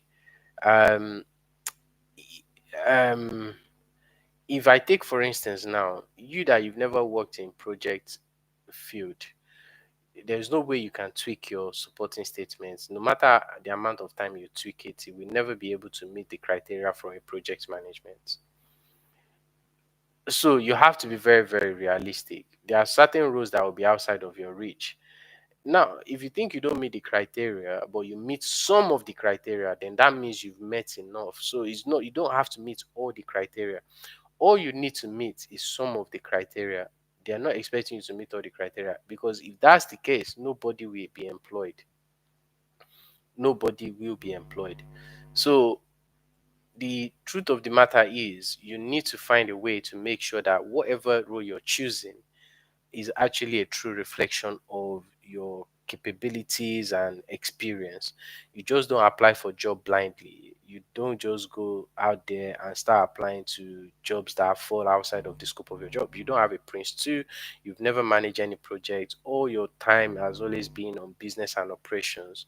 Yes, you could have overseen projects in that area, but you've not managed projects along the line of any project management methodology. um, you don't know about the lean methodology, agile methodology. You've not worked in those fields. So I think you just be shooting blank. So try to make sure that you tailor your application to areas where that actually fits within your particular realm of work. Yeah, that's why we say in that area. Um, yeah. Does anybody have any question? Please type your question in. I'm sure, as you know, we will be having some of these this class very often as well. So you should please look out for it. There will be more of these coming up now regularly, alongside some of the webinars that are to be hosted. So I've got webinars coming up, so no question.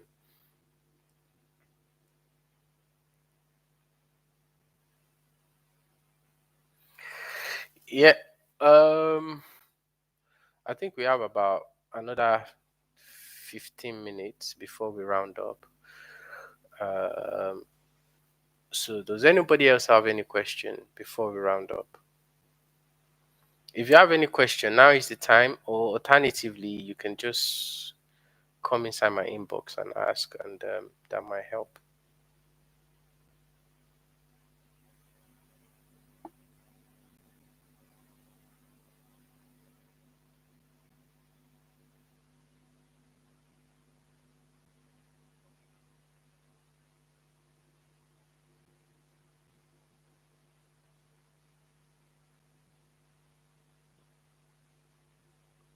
During the course of an interview where I have answered a question and later discovered that there were things I intended saying that was missing, can I just say I want to add to add to the question?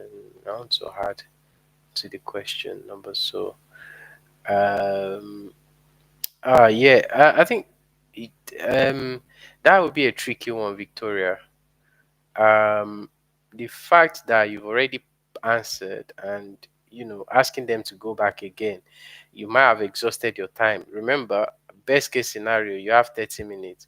So chances of you being given that opportunity to go back is probably as slim. And I think what you can do is, when they say to you, "Do you have any question for us?" and you've asked them the question, there's always an opportunity to have a chat.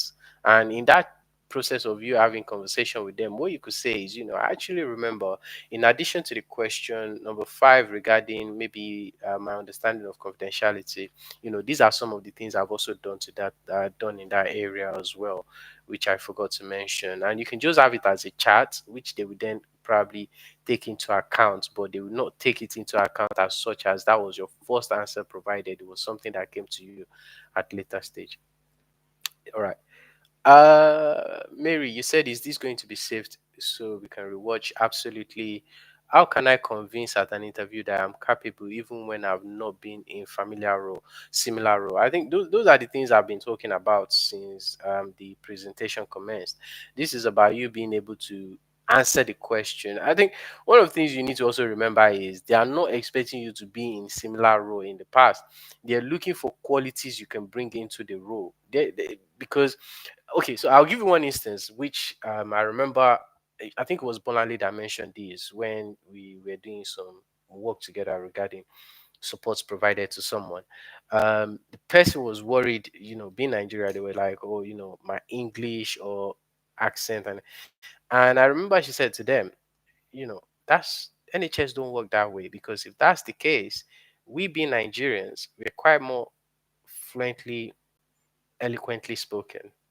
And this doesn't mean that other people don't are not fluent, but I'm sure when you're speaking to someone of Indian background, or similar background, Indian, Pakistani, Bangladeshi, um, is rather different in terms of the way we speak as Nigerian. Everyone have an accent, but one of the things you notice is, you know, one is even more obvious than the other. But and I remember she said, if that's the case, how come NHS is also employing Indians and these other people? So it's not about the way you speak that is the most important. Is, can they see your line of thinking, and can they also match your line of thinking with the question they've asked you? So it's the way you deliver the answer that is important. With respect to the question you asked Rukayat Adegoke about how do you convince even when I've not been in similar role. If you look at people that have worked in NHS now, I'll give you an example. A lot of you have understanding that NHS is about doctor, nurses, all those kind of things. Not true. There's various thousands of administrative roles in there. Even with the challenging situation going on now with job issues around NHS. If you think about it, now I'll give you one example. I know someone that was an accountant in Nigeria that has gone on to become MDT coordinator. What's the relevance of accounting to MDT? Probably nothing. He was doing more financial stuff, but he had background in audits. But he was able to convince them that there are attributes from his experiences and qualities from his experiences that he can bring into the MDT coordinator role. Being hardworking, clear understanding of the role. It talked through all those processes. Now, there was someone that was also, I'm sure some of you have also listened to Sheyi as well from past. Sheyi had a wealth of experience in the pharmaceutical sector in Nigeria, but she's now a senior learning OD in UK. So what's that, what's that got to do? And I think our story is even very unique as well, because all our four or five interviews she went for, they all offer her a role. So it's not about the question about how can you convince you're capable, is the way you deliver the answer that will convince them that you're the candidates they are looking for. So Rukayat, okay. Not sure if you've mentioned this earlier, but what the ideal numbers of minutes for a particular question? Because I have no, I record I usually give you 3 to 4 minutes. Okay, I think ideally different questions will require different durations of time to answer. But sensibly speaking, you should be able to wrap. Some answers are quite very straightforward. If they ask you answers about, they've not gone into details. They just say, "What's your understanding of referral to treatment?" They are not asking you to be beating around the bush.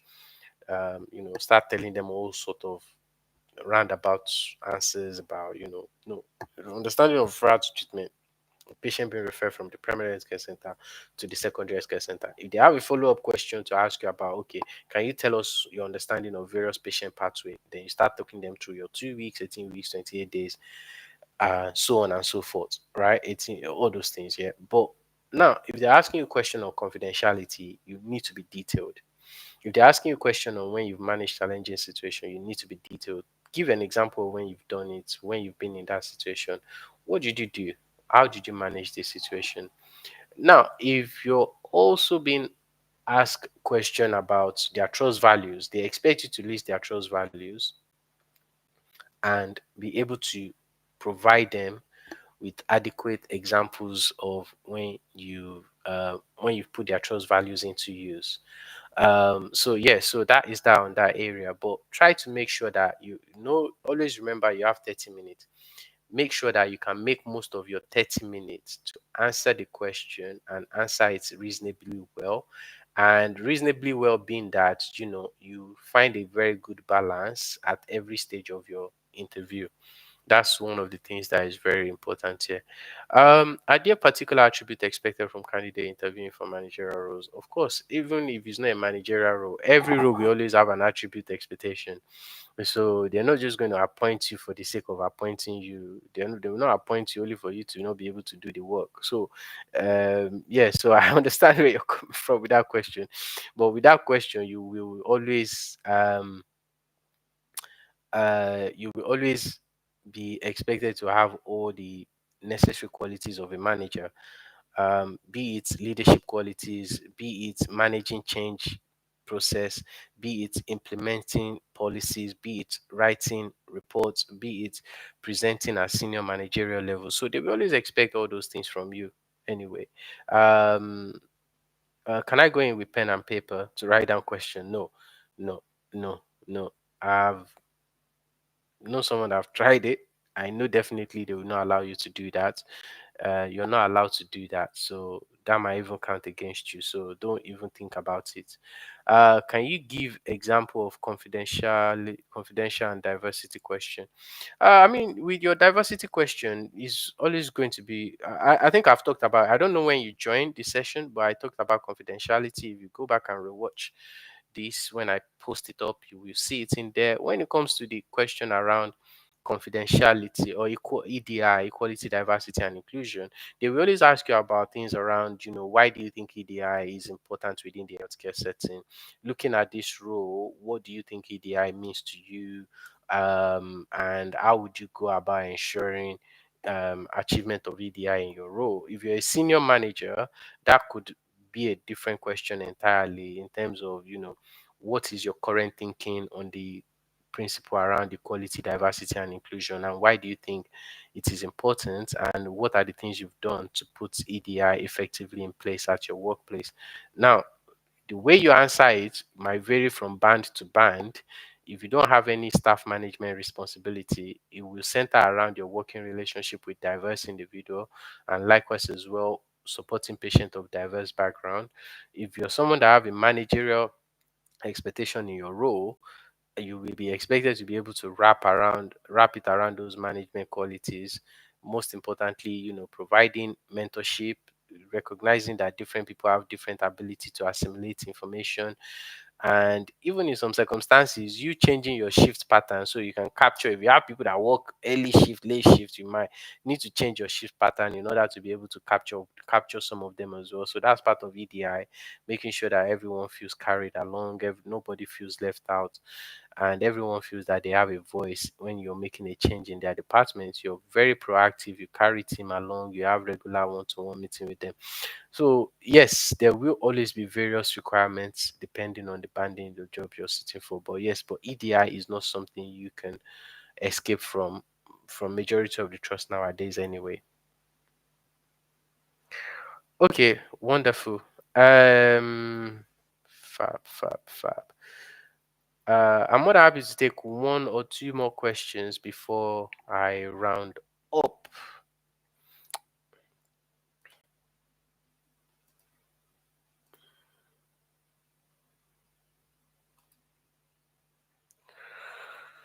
Right.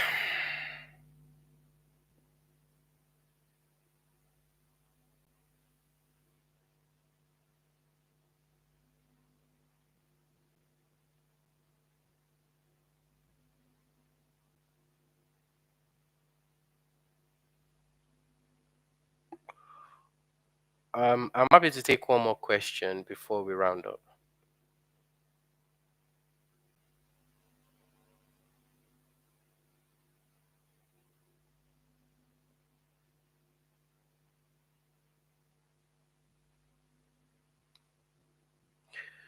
Okay. Um,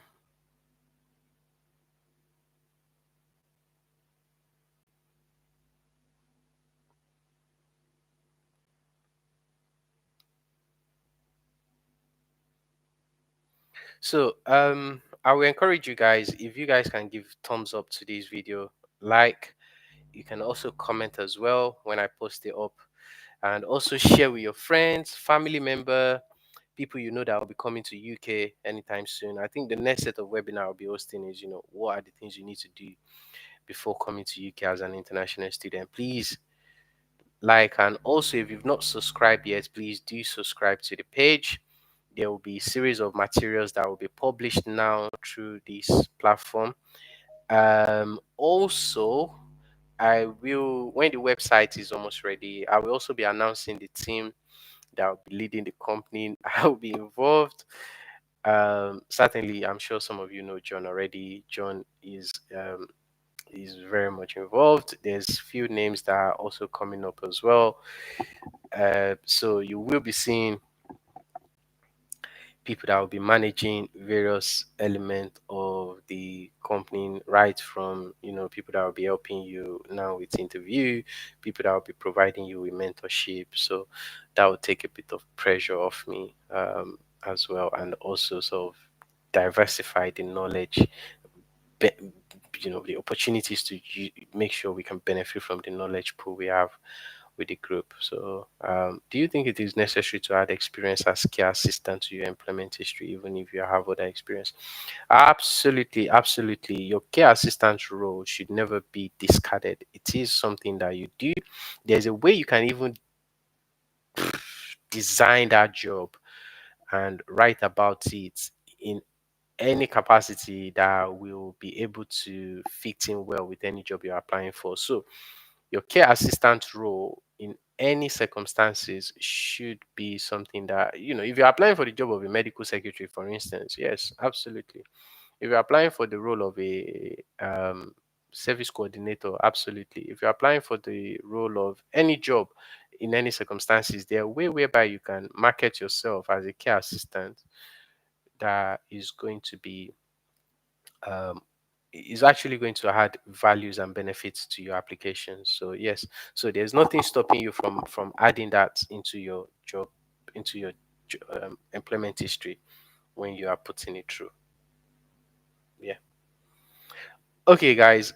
So I think it's been an incredible 2 hour session. What I will say is, please give thumbs up Um, like, comment, and share. I will say to you, have a very good weekend. I know, it's getting warm outside again. So thank you so much. It's always a pleasure having you guys here. So have a very lovely weekend, and I hope to hear from you at some point. And I will share the video in the group as well. So take care of yourself. Bye.